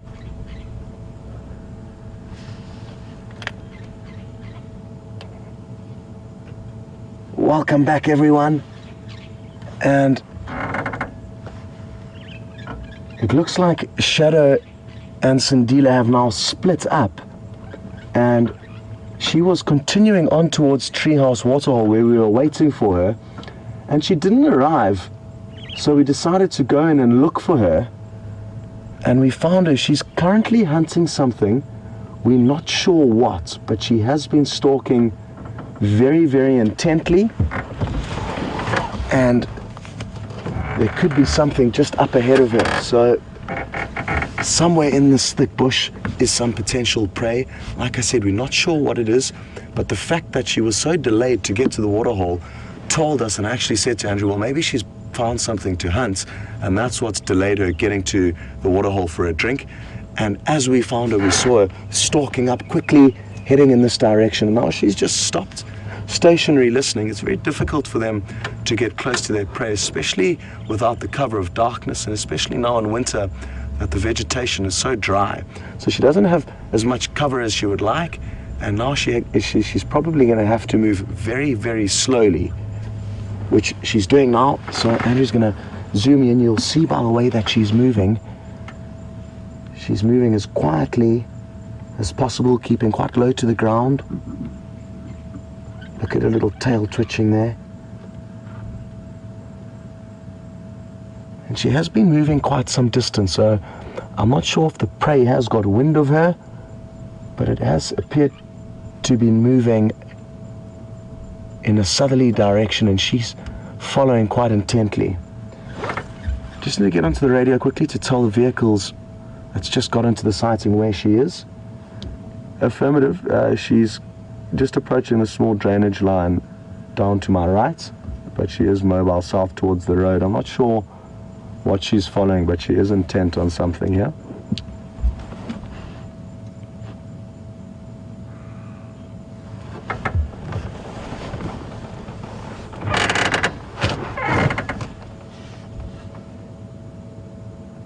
Look at how well she blends.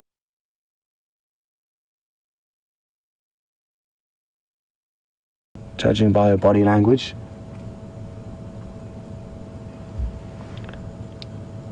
Ephraim, we are west of the dam on Treehouse Road, between Treehouse Dam and Shibam.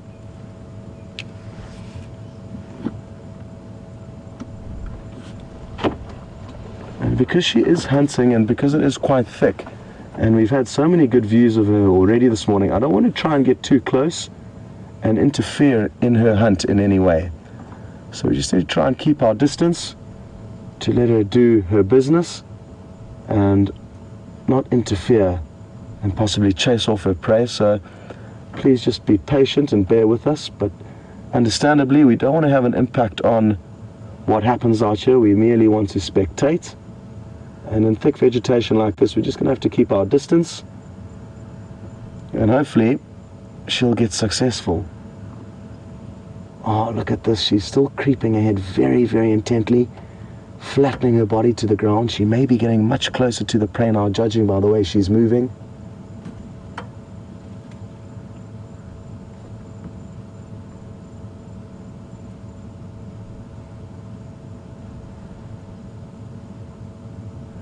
You can just see her little white tail twitching in excitement there.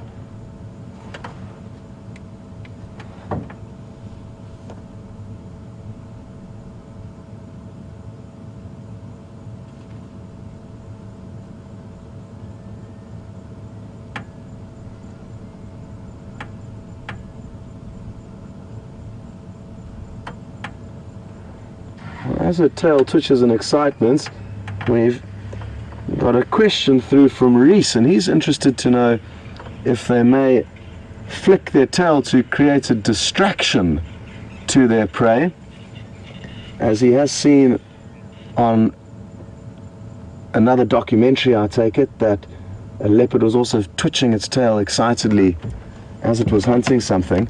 Reese, I don't think they would want to attract any attention to themselves, even though it may be a distraction, I guess, of sorts.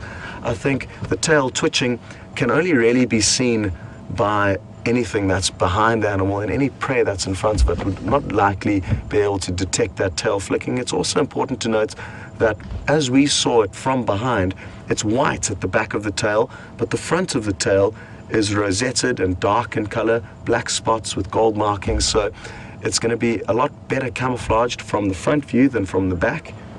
And I think it's merely just the excitement. It's not trying to create any distractions to their prey.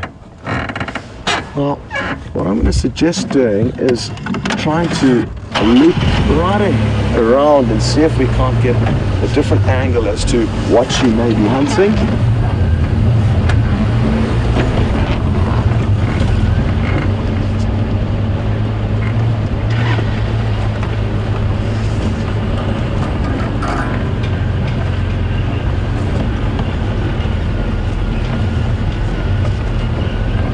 Ephraim was just trying to find where we are, so I'm just going to get on the radio to him quickly. Ephraim, go ahead.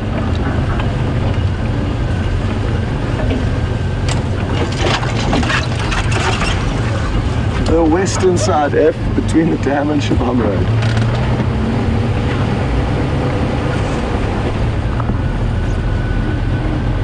Okay, so she's somewhere on our right, down in this valley. And she's been looking intently in this direction, so hopefully we're going to find the prey that she's stalking. We haven't seen anything so far, so I'm guessing it could be something small, maybe like a steenbok or a duiker. If it was impala, I would have guessed that we would have had a view by now.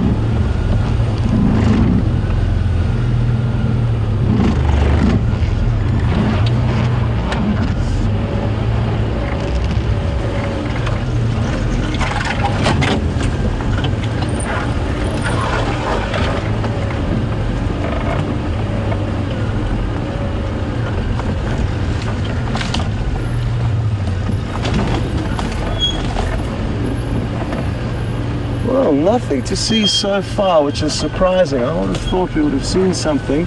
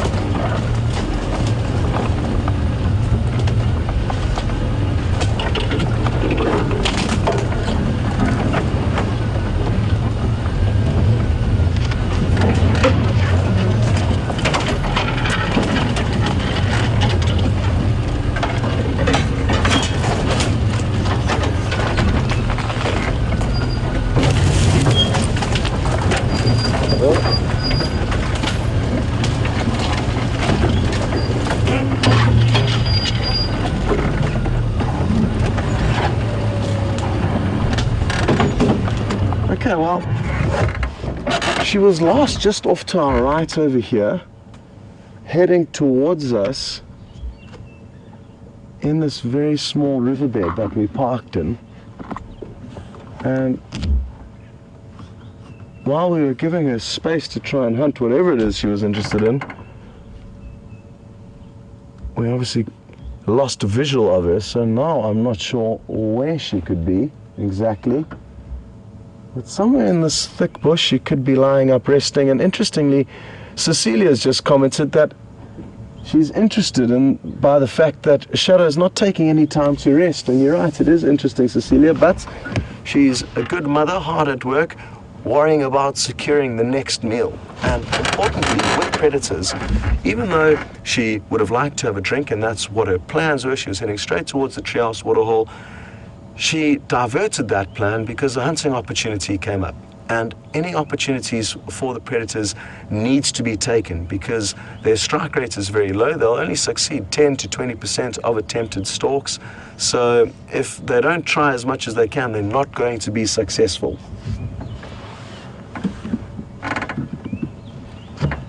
Now I feel sorry for poor old Ephraim because he's just a few minutes away and we don't know where the leopard is. But it goes like that sometimes out here.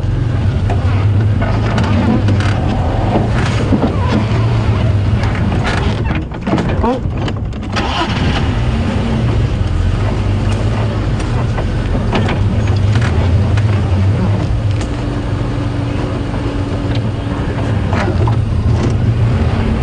It's very, very thick in here, so it's going to make life difficult for us in snooping about trying to find her.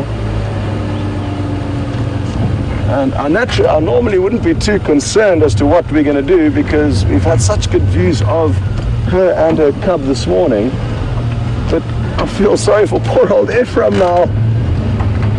He's very close by and I'm not going to be able to tell him where the leopard is. So I just want to spend some more time in this area helping Ephraim to try and relocate. I must just let him know on the radio what's going on. Ephraim, I don't have visual of her anymore, but I'm just going to stay in the area and try and relocate.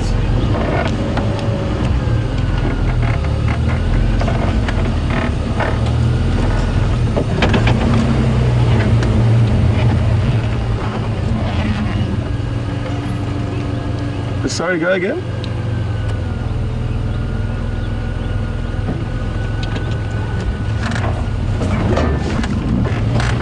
Oh, copy, wonderful. Yes, you know. Well, the good news is Ephraim's relocated her and she's just on the road where we've come off. And he says it looks like she's still intently following something. So good news, she's still on the hunt. And Ephraim does have a view of her.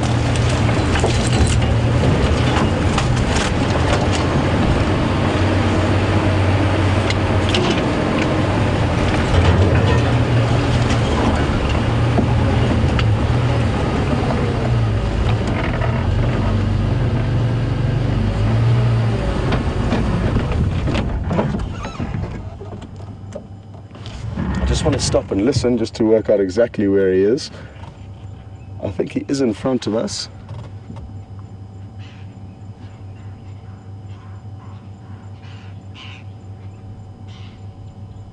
I can hear some lilac-breasted rollers having a squabble with one another off to the right, so if you can hear some birds squawking, that's the lilac-breasted roller. And Andrew, see if you can, it's a bit of a gamble, I've just seen it flying up there, Andrew's going for it. We might get to see it doing its rolling display.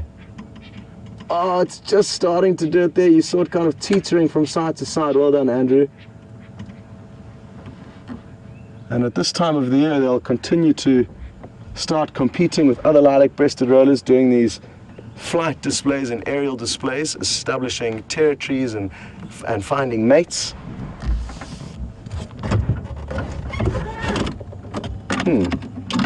Well, the plan to stop and listen to for Ephraim didn't work too well. I've got no idea where he is, but at least we got to see the roller.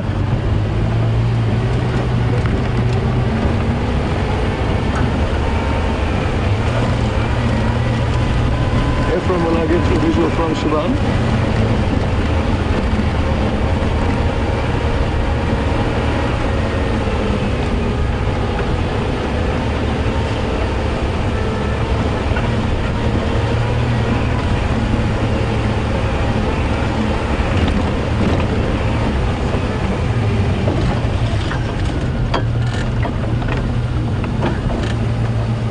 Okay, so I think she moved past us.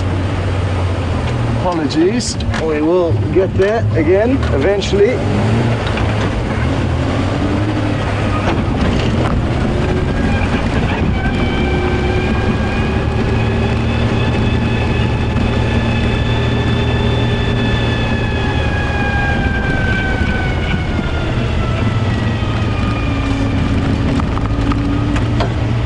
What a morning it's been to be able to spend this long with a leopardess and her cub. Now they've split up, like I said, but still we got to spend some really great quality time with them. And now we're continuing with her on the hunt. Imagine if we get to see her catch something. It's been a while since we've filmed the leopard making a kill. I think the last successful kill filmed of a leopard was when we saw Karula catch a baby impala in December last year.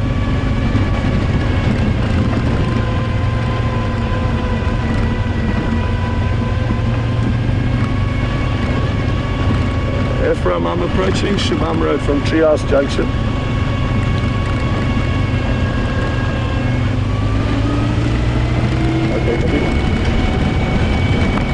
We are very close to our southern boundary, sadly, so there's a strong chance she may cross out into our neighboring property, but we will hopefully get one more view of her.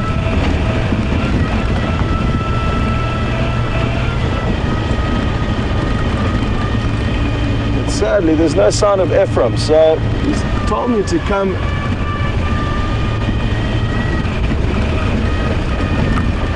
If I'm not entirely sure where you are, I've come onto Shabam Road now, Mongari Lane.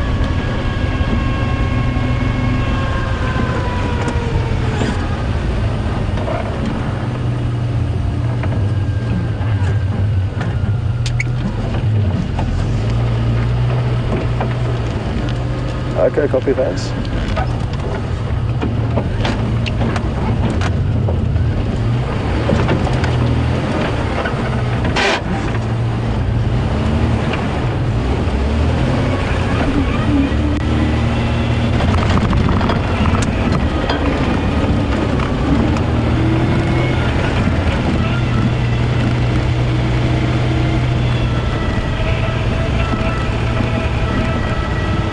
So Ephraim isn't too far away. The instructions have just been a little bit misleading and confusing because I've lost track of whether the leopard's south of the road or north of the road, but I think we're gonna get lucky again shortly.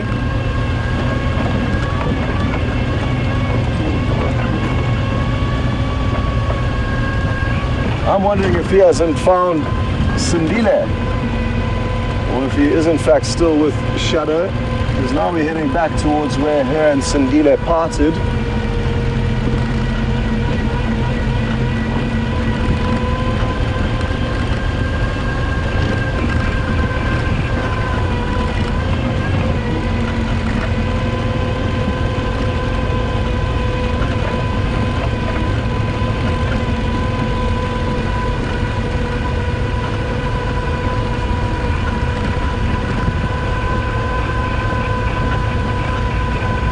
Okay, well I can see a vehicle, so that's good news.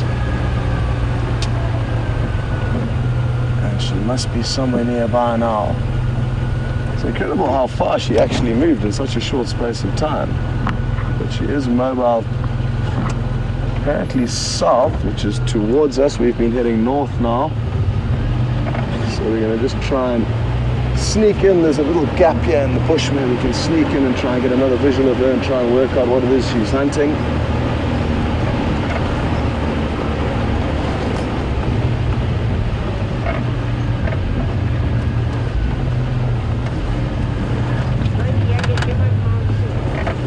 Thanks very much, F. Hello everyone. How are you doing?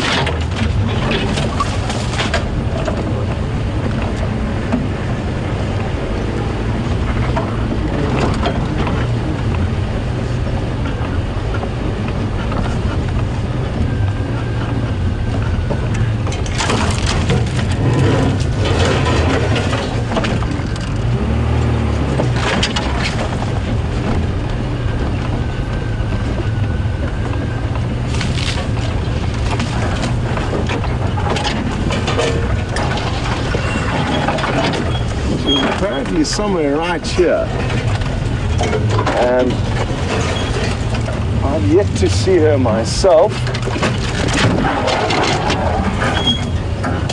Andrew, where's she hiding?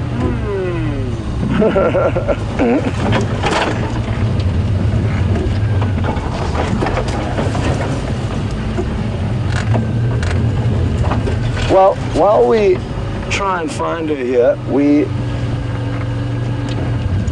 it might be worth sending you back to James, because it's very thick and we don't want to drag you through this process unnecessarily when you could be spending some time with James. I'm going to have to concentrate here. So we will see you all a little bit later if we do have any luck relocating her.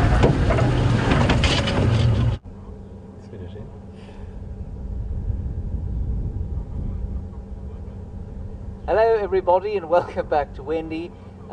We have not found Karula, but we have found a number of very interesting termites. Now, I am perched here upon the mound of Macrotermes natalensis, the famous fungus-growing termite of Africa. And this one is very active, and you can see often people will say to you they're not active if they've got grass on them. That is clearly a foul and contemptible lie. And I put my hands over this right now, and the feeling is one of like a sauna, sort of. It's about 36 degrees in there, hot steam coming out of it from the metabolic heat, and hopefully upon this grass you will see a little soldier termite. Brian, how's that? Can you see him? Now he's clamped his pincers. I'm going to bring him closer to you, and it could be a him or a her, difficult to tell, not quite as easy as say with an elephant. And the pincers are clamped onto the grass because the grass was what was invading the mound, and you can see there that those vicious little pincers are attacking this piece of grass in an attempt to ward off further incursions into the mound where the workers are trying to desperately build that tunnel. So all around the edge of that tunnel, the inner workings of the tunnel, where I'm going to return this soldier to now, all along the inner workings there are workers frantically building, and around the workers frantically building are these soldiers that are protecting them. This is a minor soldier. The major soldiers are about that big, so they're that much larger than these minor ones, and they will draw blood. I don't see any in here at the moment, but it is fascinating. I'm just going to break off a little piece of it just to show you what it looks like.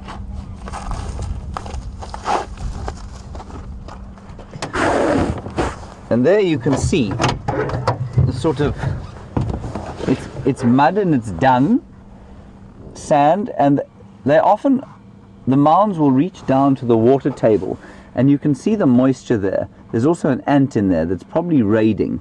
A little ant. See the little ant crawling around there, and what that little ant will be doing will be, he's not big enough to be sort of actually raiding the mound, but he may be part of a scouting party that could be coming towards the mound to try and raid it. Ants are major termite mound raiders. In fact, one of the biggest predators of termite larvae are ants. So I was just saying, you can see how moist it is, and there's no moisture around on top of the surface of the land at the moment. So these mounds go all the way down to the water table, which is quite a feat. I would suspect in this area that's probably close to 20 meters that water's coming from. So I mean, that is an astonishing thing for a group of termites to have done, to have tunneled down 20 meters to the water table so that they can build their mound. Anyway, that is all I have to say about the termites for now. We are going to continue on our way. I just sat on my radio, so I cannot hear the dulcet tones of Jessica Biffy. There, she's back.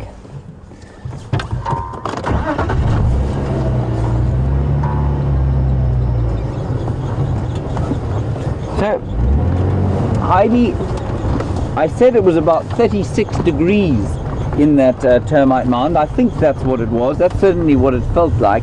I think that there definitely have been studies done on exactly how hot it is in there. I think it's between 32 and 36 degrees, and that of course is the optimum temperature for metabolic processes to take place.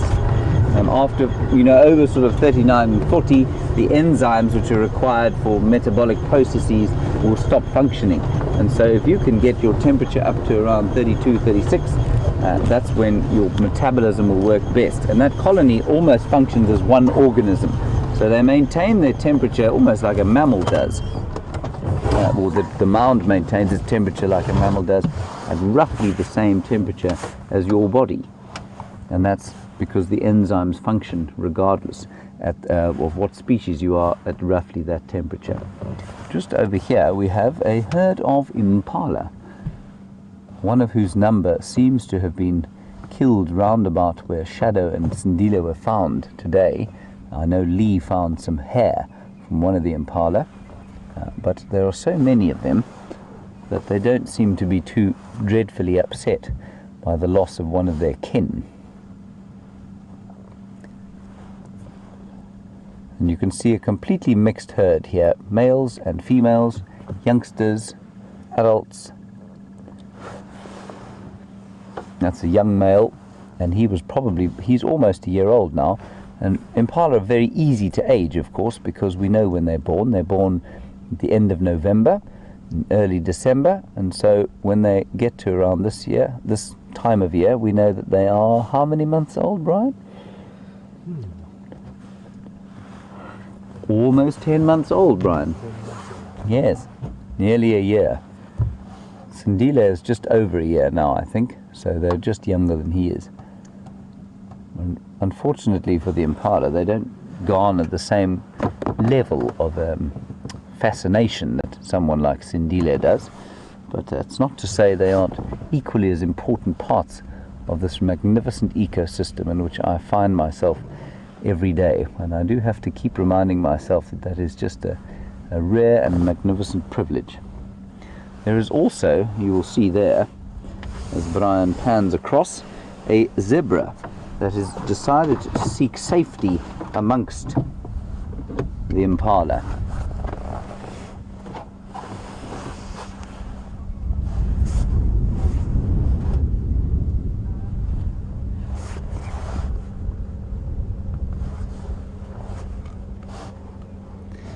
And the impala of the age that they are now, those sort of young, what we call penkop, which means pen heads, they won't participate in the rut until they're at least 2.5 to 3 years old. Well, I mean, they won't be 3 years old yet. So 2.5 is probably when they'd start. And then when they're 3.5 to 4.5 years old, that's basically when they will start to be able to breed. I mean, they certainly would get absolutely savaged by some of the adult rams were they to try and have their way with one of the estrus females come May next year. There is also, interestingly, and this is something that very few people know, a second breeding season for impala. And I think this is what has led to this sort of ridiculous belief that impala are able to hold their young. So there was for many years a belief that impala can hold their young in order to wait for the rains. Now, physically that's just ridiculous, because the fetus would not stop growing and it's already very large when it's born.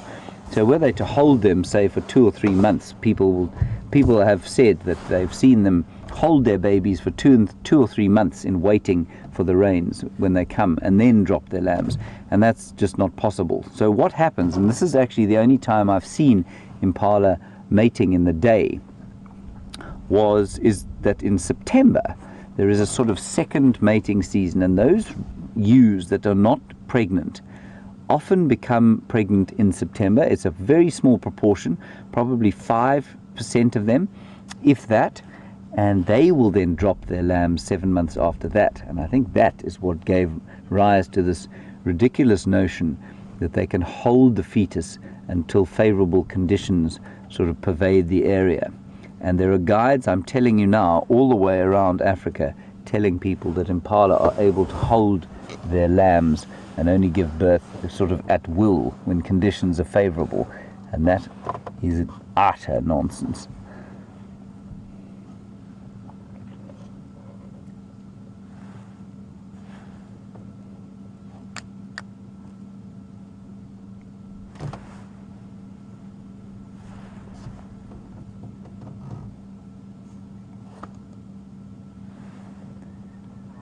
You can see, quite interestingly, Brian, can we go back to that zebra just so we can compare the sort of colour? In fact, there's an impala with the zebra there. I'm just going to perform an acrobatic feat to get out of the way of the camera. So look at the difference in the color, and it really does beg the question as to what strategy or what has created such a totally different strategy to predator avoidance, or is it predator avoidance? So that we think the impala is basically that brownish color in order to avoid predation. But if it was gray, like a duiker for example, it would be much more difficult to see in that environment than it is now. It actually stands out. That sort of red chestnut color really does stand out, don't you think, Brian? So is it brown to be disguised? I'm not so sure. Look at the zebra. The zebra is even more obvious. It is like a clown sitting in the middle of a circus ring. It's the first thing you'd see. If your eye were to glance across this area, it would be the first thing you see. So I think a lot of the time we think animals have different colors in order to camouflage themselves, but that's not always true, I don't think. So if we look at the impala, one of the things that a lot of the antelope here have is a very pale belly, as do leopards and various others. And of course it gets very hot here, and in the sort of, say, before the shade is good and when they have to be out in the middle of the sun, there's a lot of heat that reflects off the ground onto their bellies. And so the belly, you don't want to be white out here because then you really are obvious, but the belly then reflects that heat back onto the ground, and so it helps to maintain temperature. So I think a lot of the adaptations or colors that we see have to do with heat balance, and well, obviously to avoid predation as well, but I think heat balance is a major reason for some of the colors.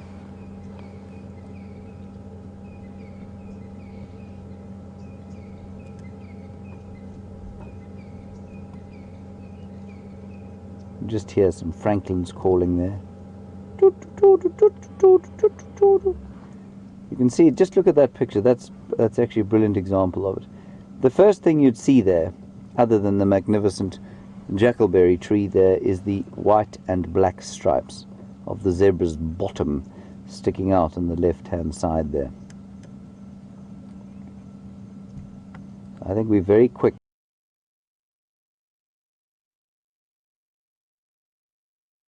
Much like the impala lamb sort of myth that I've presented to you, it becomes part of the sort of guides or lexicon, and the legends of it fill the bush, and so these things go on and on and on, and they perpetuate, and they become sort of part of the truth.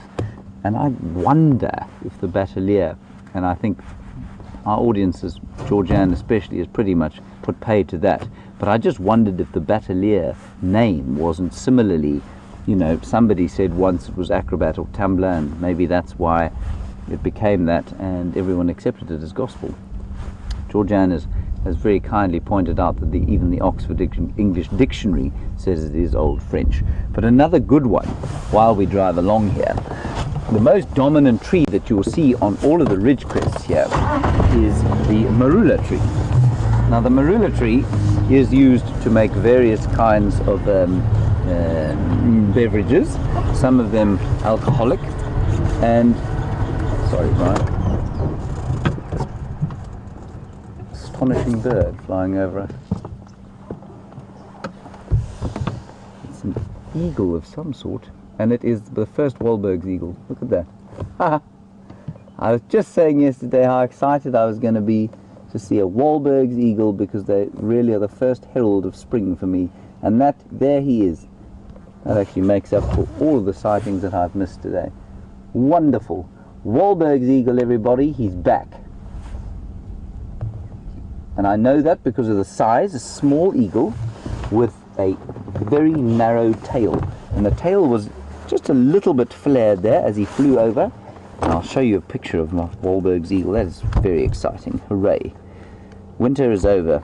Officially, according to me, as of now. Let me find the magnificent Wahlberg's eagle for you. There he is. He comes in a variety of different colors and cultivars, and that one was the sort of stock standard brown. And they'll be looking now for mates. I mean, some of them will come back with mates, and then they'll probably often go back to one or two nest sites. Often it's the same nest site from year after year that they'll go back to and try and raise a single chick, which will then migrate away at the end of the summer, which mercifully is well away from us now. Yay, first Wahlberg's eagle. Brian, are you excited? I'm very Good.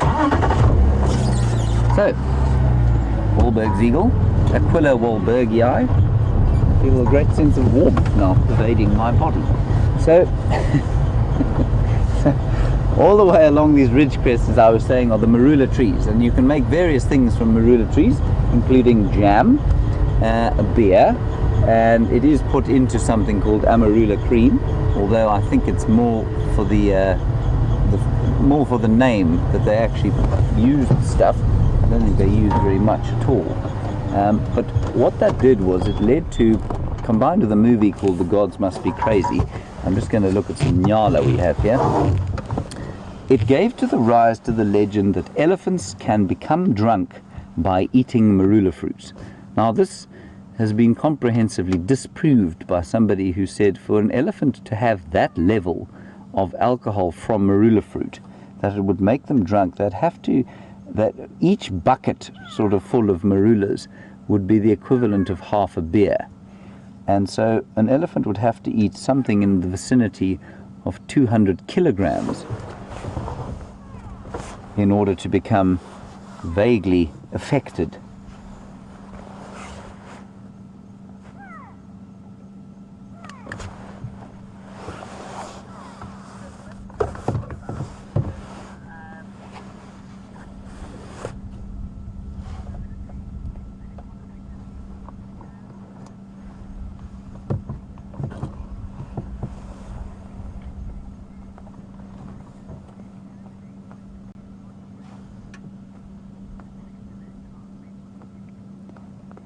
It's a lovely, beautiful grey lurry, and while we look at it, a very nice question from X Ranga, and I don't know the answer to it, but I'm going to make some suggestions to what you can perhaps look up. So X Ranga in Tasmania, you have said that you've read that kangaroos can perhaps terminate pregnancies, maybe hold pregnancies according to conditions. Now I would say for a marsupial that would be very different than for what we call a placental mammal, which is what all of the mammals out here are. A marsupial, remember, when it's born, is, I think a kangaroo's only about that big when it's born, when it first goes into the pouch. So I would imagine that it would be possible for a termination, and there certainly are animals out here that can terminate pregnancies, either abort spontaneously, or possibly when it's if it's early enough in the pregnancy, reabsorb the fetus. And I would suspect that a marsupial, because the size of the fetus is so much smaller relative to a placental mammal before it's born, I suspect that that is quite possible, X Ranga, but have a look. I think it would be very different for the placental mammals out here, where the fetus is born obviously so much bigger than it is for a marsupial. Lovely question, thank you for that. Right, so the nyalas have pressed upon, and so shall we.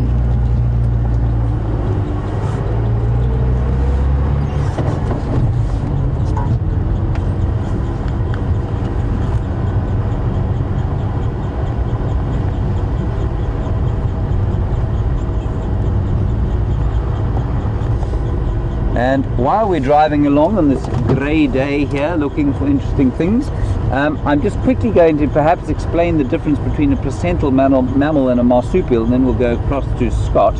A marsupial, for those of you who don't know, is something like a kangaroo, which carries its baby in a pouch for many months before it's able to be independent. And a placental mammal is something like us, or all of the mammals out here, which have a placenta in the uterus, off of which the baby or the fetus will survive. So we're going to head across to Scott. He's got a large, tall mammal, a bit like Brian and very unlike me, and we'll see you just now.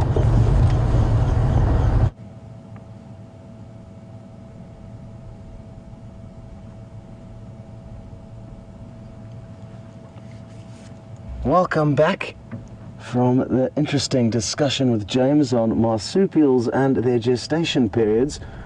We've got another animal here. It's not a marsupial, and all you can see are some of its legs for now, but as Andrew continues to pan up, you'll soon realize that it is a beautiful big giraffe. Look at that dark coat. He's a big old bull.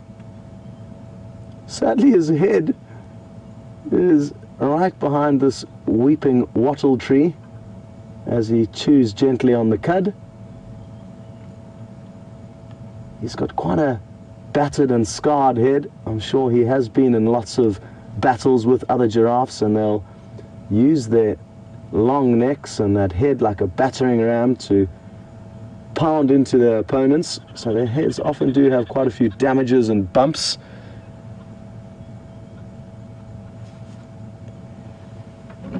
What I'm going to do is I'm just going to try and reposition quickly, because I think he's not going to move too much, and we'll try and get you a clear view of his head.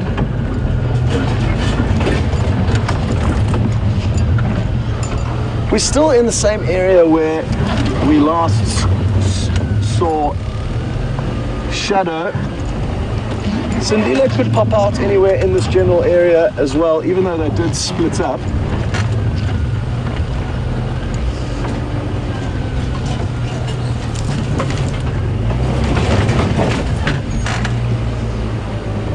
Is that going to work? A little bit further forward. There we go. That should do the trick.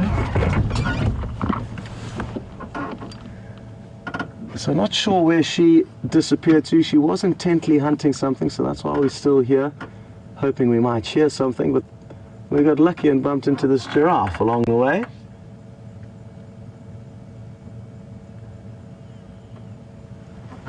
And I'm hoping we're going to get lucky. If Andrew zooms into its head and neck, we might be able to actually see it swallowing the cud. And watch closely. I think he's just swallowed, and we're going to see the next bolus coming up his neck into his mouth. Watch closely. There it goes. Bump. If you blinked, you would have missed it. And now he'll continue to chew on this cud for probably about 20 or 30 seconds before he swallows it and starts chewing on the next one. So a four-chambered stomach, just like a cow or buffalo. Lots of the ruminants is what they are called, the animals that chew the cud. Now you can see what I was talking about earlier, that head of his, lots of bumps and scratches.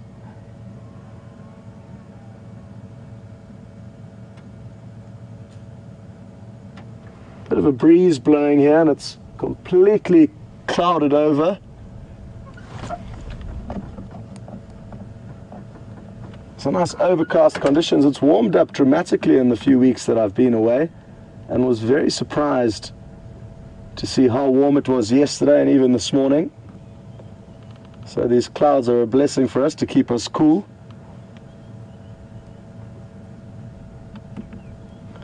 I don't think they're going to bring any rain. The next rains we will probably get will in all likelihood be around October, so still a couple of months of dry weather awaits us, and it's going to be tough for the herbivores, just like this giraffe, to find enough food to keep them well nourished for the rest of the dry season.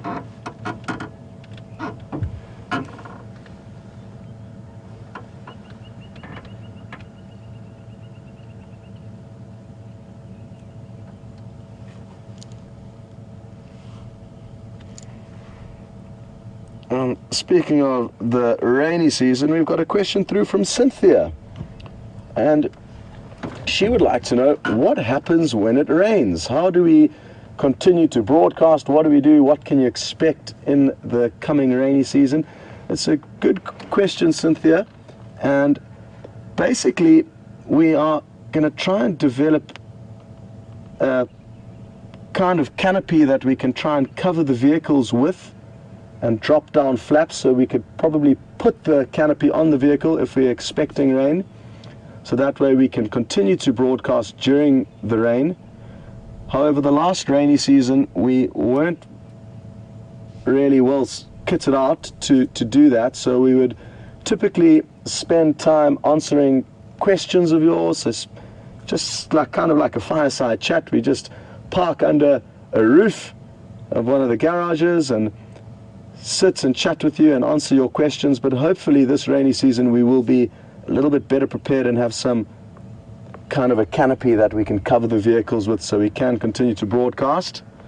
It obviously does get tricky though, because the canopy makes you less maneuverable off-road. And another thing to bear in mind in the rainy season, Cynthia, is that a lot of areas become inaccessible because it becomes too waterlogged, and we'll just get stuck and cause deep ruts and a mess off-road. So we typically try and stick to the roads during the rainy season. So that can be a bit of a limiting factor.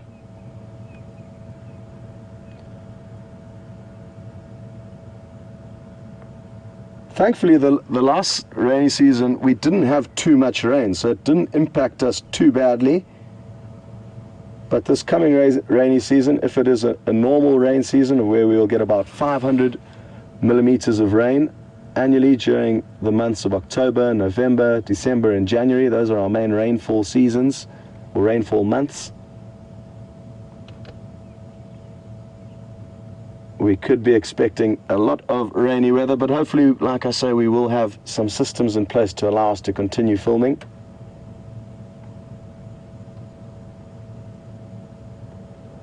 The animals, thankfully, don't really have anywhere to hide out during the rain, so everything kind of continues. Some of them will lie up in bushes and try and take cover where they can, but they are all still out and about, so it will be great to be able to film them during the rain.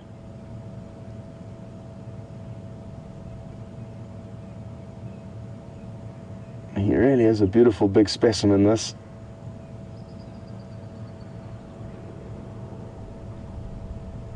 I've just heard a squirrel alarm calling, and it's not too far from here. So we'll wait a few more moments and then probably head off and see if the squirrel hasn't spotted Shadow or Sindile. It'll be great for us to try and keep as close a tabs of them as possible this morning, as that will increase our likelihood of finding them this afternoon on the sunset safari. Great, well I think we can leave this big old boy here to continue chewing the cud and go and see what else we can find.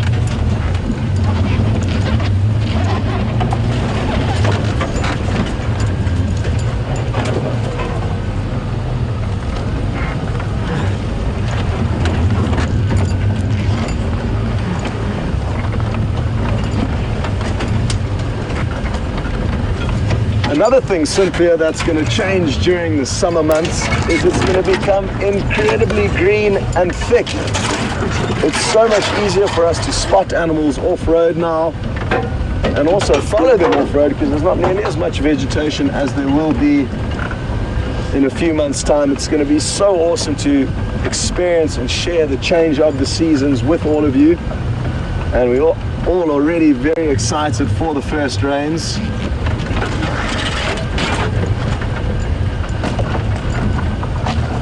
A lot of birds are also going to be arriving in the coming months, migrating back to us from all other parts of Africa and even further abroad than that. From Europe and Asia, some birds will travel, so there are going to be about 200 more birds in the area during our summer months, and an influx of insect life, as well as reptiles. A lot of the reptiles that are lying dormant now during the cold, dry months are going to come out and keep us entertained. So there's going to be a lot more animals to see than the winter months, so that's something to look forward to.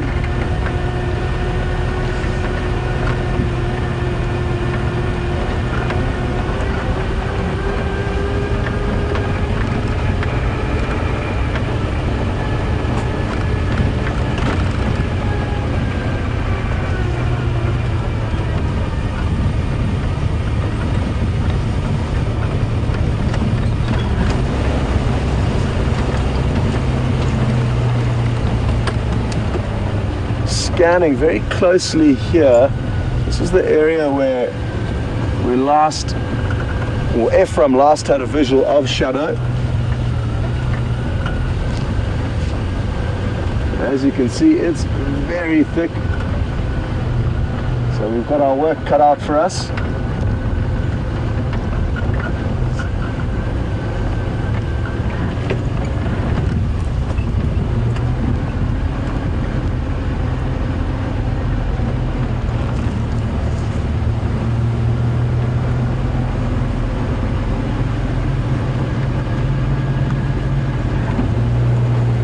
What we're going to do, if we don't have any luck here, we're going to loop around to the treehouse waterhole. There's a chance that both Shadow and Sindile have possibly made their way there to eventually have a drink after she got sidetracked on her way there earlier, hunting something.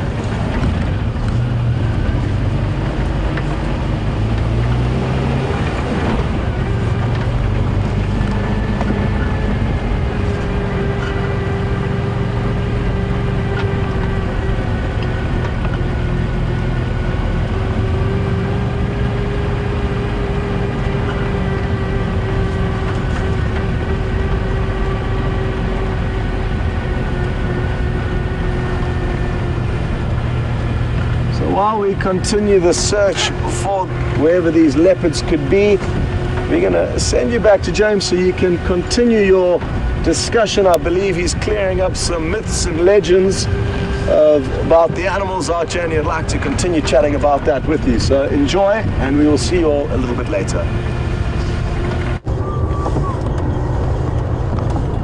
Hello everybody, welcome back to Wendy, and I believe you had a marvellous giraffe sighting with Scott.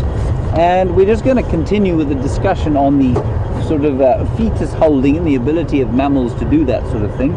And Maggie M, you make a lovely statement that dovetails nicely with ex-Ranga from Tasmania.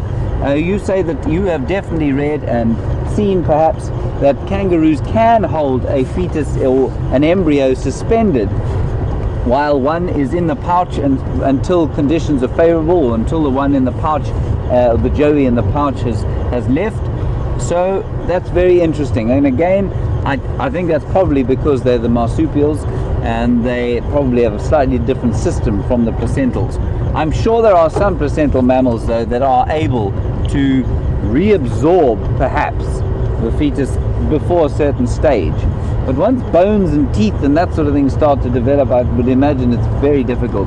And certainly in conditions, adverse conditions out here, I imagine it's possible for things like impala to perhaps abort their fetuses spontaneously, and they will then disappear obviously quite quickly through predation and scavenging.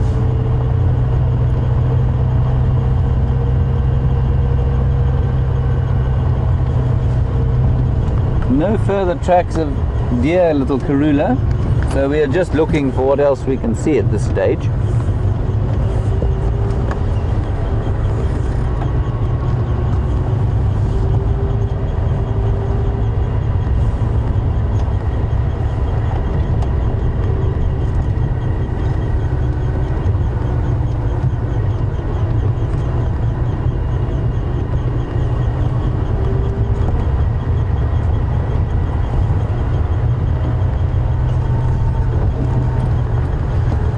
Just some further comments as we drive past a marula tree. This is one here on our right hand side. Basically on the elephants getting drunk, and Georgianne and Marianne have got some comments on that. And Georgianne, you say, would they have to hold the marula fruits in the stomach in order for them to ferment in order to get drunk? This is the elephants, of course. Georgianne, well, no, I think they would probably have to eat them already fermented. I don't think that they would form too much alcohol in the stomach. I'm not really sure, but regardless, it's impossible. And the legend comes from a film called The Gods Must Be Crazy. I think that's what it was, where apparently, you know, it's an old South African film, and it was probably used for poetic license. And Marianne, like you say, impossible for it to happen. You don't think elephants can get drunk? Well, certainly not on a couple of marula fruits. I've eaten many marula fruits in my time, I have never become inebriated on any of them. Brian, you? No.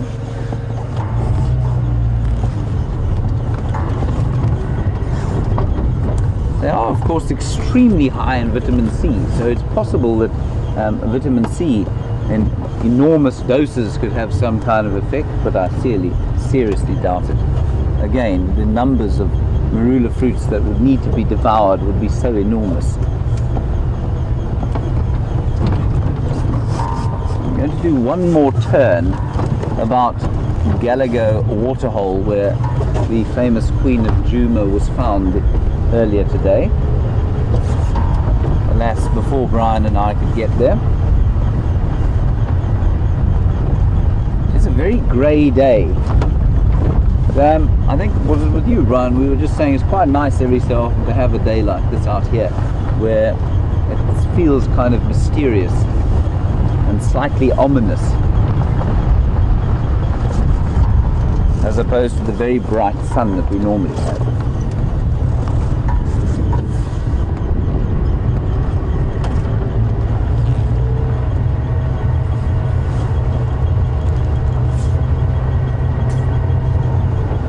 So this is round about where I left you, where we left trying to find Karula earlier, and well, we'll just see. We might be lucky. If she doesn't pop out somewhere, I suspect it will mean that she's murdered something inside the block and is perhaps just coming to the waterhole to drink while she eats it, in which case we should be able to find her, but getting a vehicle in there will present another challenge entirely.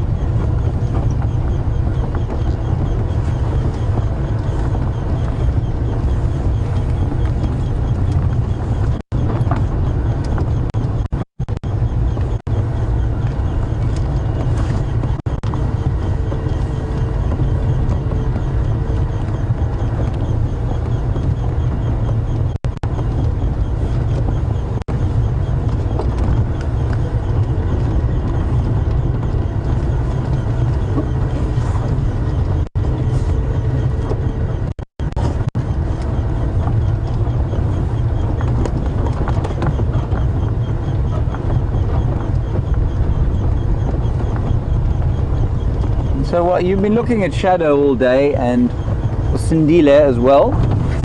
They are, of course, the daughter and grandson of Karula, the Queen of Juma and WildEarth. And Siberia, Zumi, you want to know what would happen if they met because of their ages. Well, I think that Shadow is just about 9 and Karula is probably pushing 12 at this stage, or certainly in her 12th year. And if they met, you want to know, would they fight? No, they wouldn't. Well, very unlikely. Daughters and mothers tend to have very kind of friendly relations. They don't meet often, but when they do, there is definitely a recognition. And I don't think that that's got anything to do with the age of the animals. So even at this late stage, I think they'd meet each other. And I think that you'd find that the meeting would be fairly amicable, provided there wasn't too much food involved, sharing their food, as you've seen. But yeah, so I think it would be entirely friendly, and I think the same would go at the moment for Karula and Sindile. But as Sindile gets a little bit older, so that will probably change, because once he becomes a territorial male, things seem to change quite a lot, and they become a lot more, as the testosterone starts to course through their bodies, it just tends to make them very different animals indeed. And I suppose that's the same for human beings and all other mammals as well.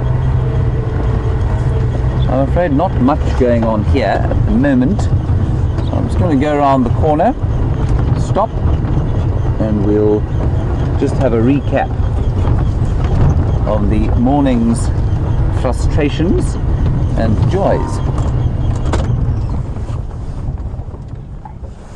Right, so we have a few minutes left, and I'm going to hand you back to Scott, who's going to close off the show, because he's had an extremely exciting morning with you that you have shared with him, and I'm quite jealous. Brian, are you quite jealous of that? Yep. Haven't seen a leopard for a wee whiley, and it would be very nice to see one. Perhaps this afternoon I shall be lucky. Now, It's a very sort of ominously, like I said, ominously weathered day, so I'm quite looking forward to going and enjoying it wherever I will during the course of the day. I'll probably go for a little wander a bit later and enjoy it. Thank you very much for all your contributions today. We did have some interesting discussions despite the lack of large game that we found, so thank you very much to all of you who sent questions and comments. Thank you very much to Brian, of course, on camera. The thumb is clean today, so no xylene infected pictures on the thumb today. And thank you, of course, to the debut first directing of Jessica Biffy. Interesting name that, I've never heard it before. I shall find out today where it comes from. And also Tara Dales, who I believe is just controlling things, and Nikki will probably be back this afternoon. So thank you all very much. We will see you, I think, this afternoon, and if not, it will be tomorrow morning. See you later, and enjoy the rest of your day, evening, morning, whatever it is, wherever you happen to find yourself on our magnificent planet. Bye-bye.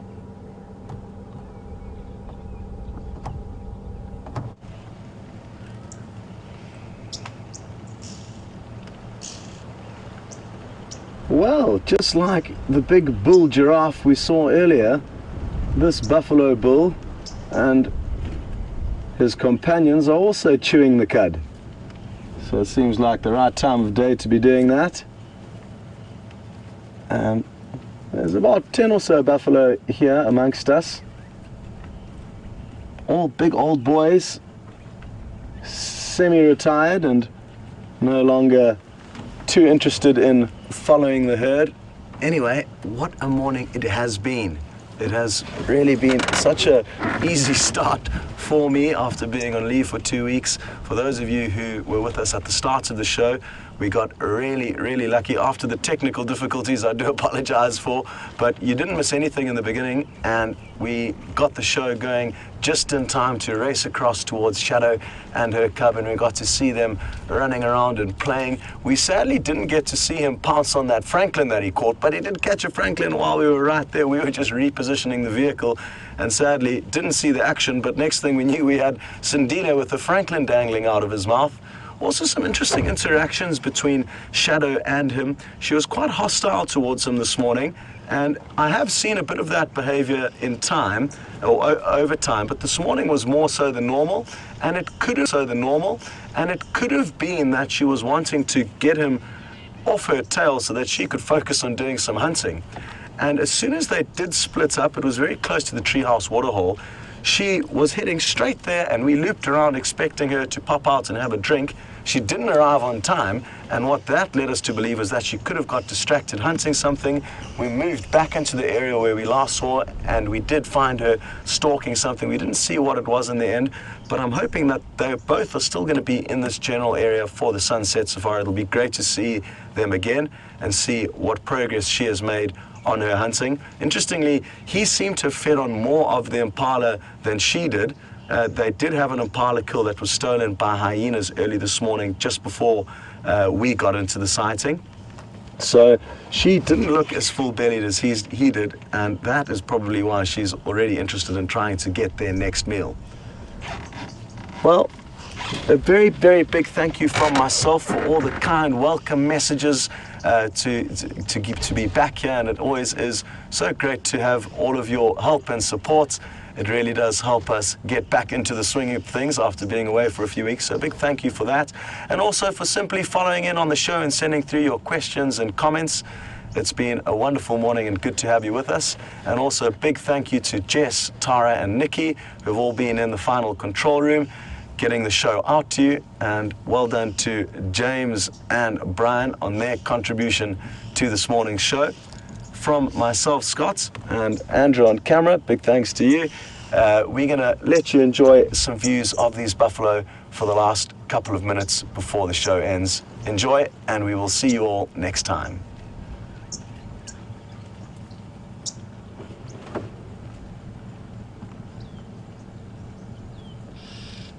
You'll notice there's a few oxpeckers hopping around, and that's what Andrew's going to try and show you now for the last minute or so.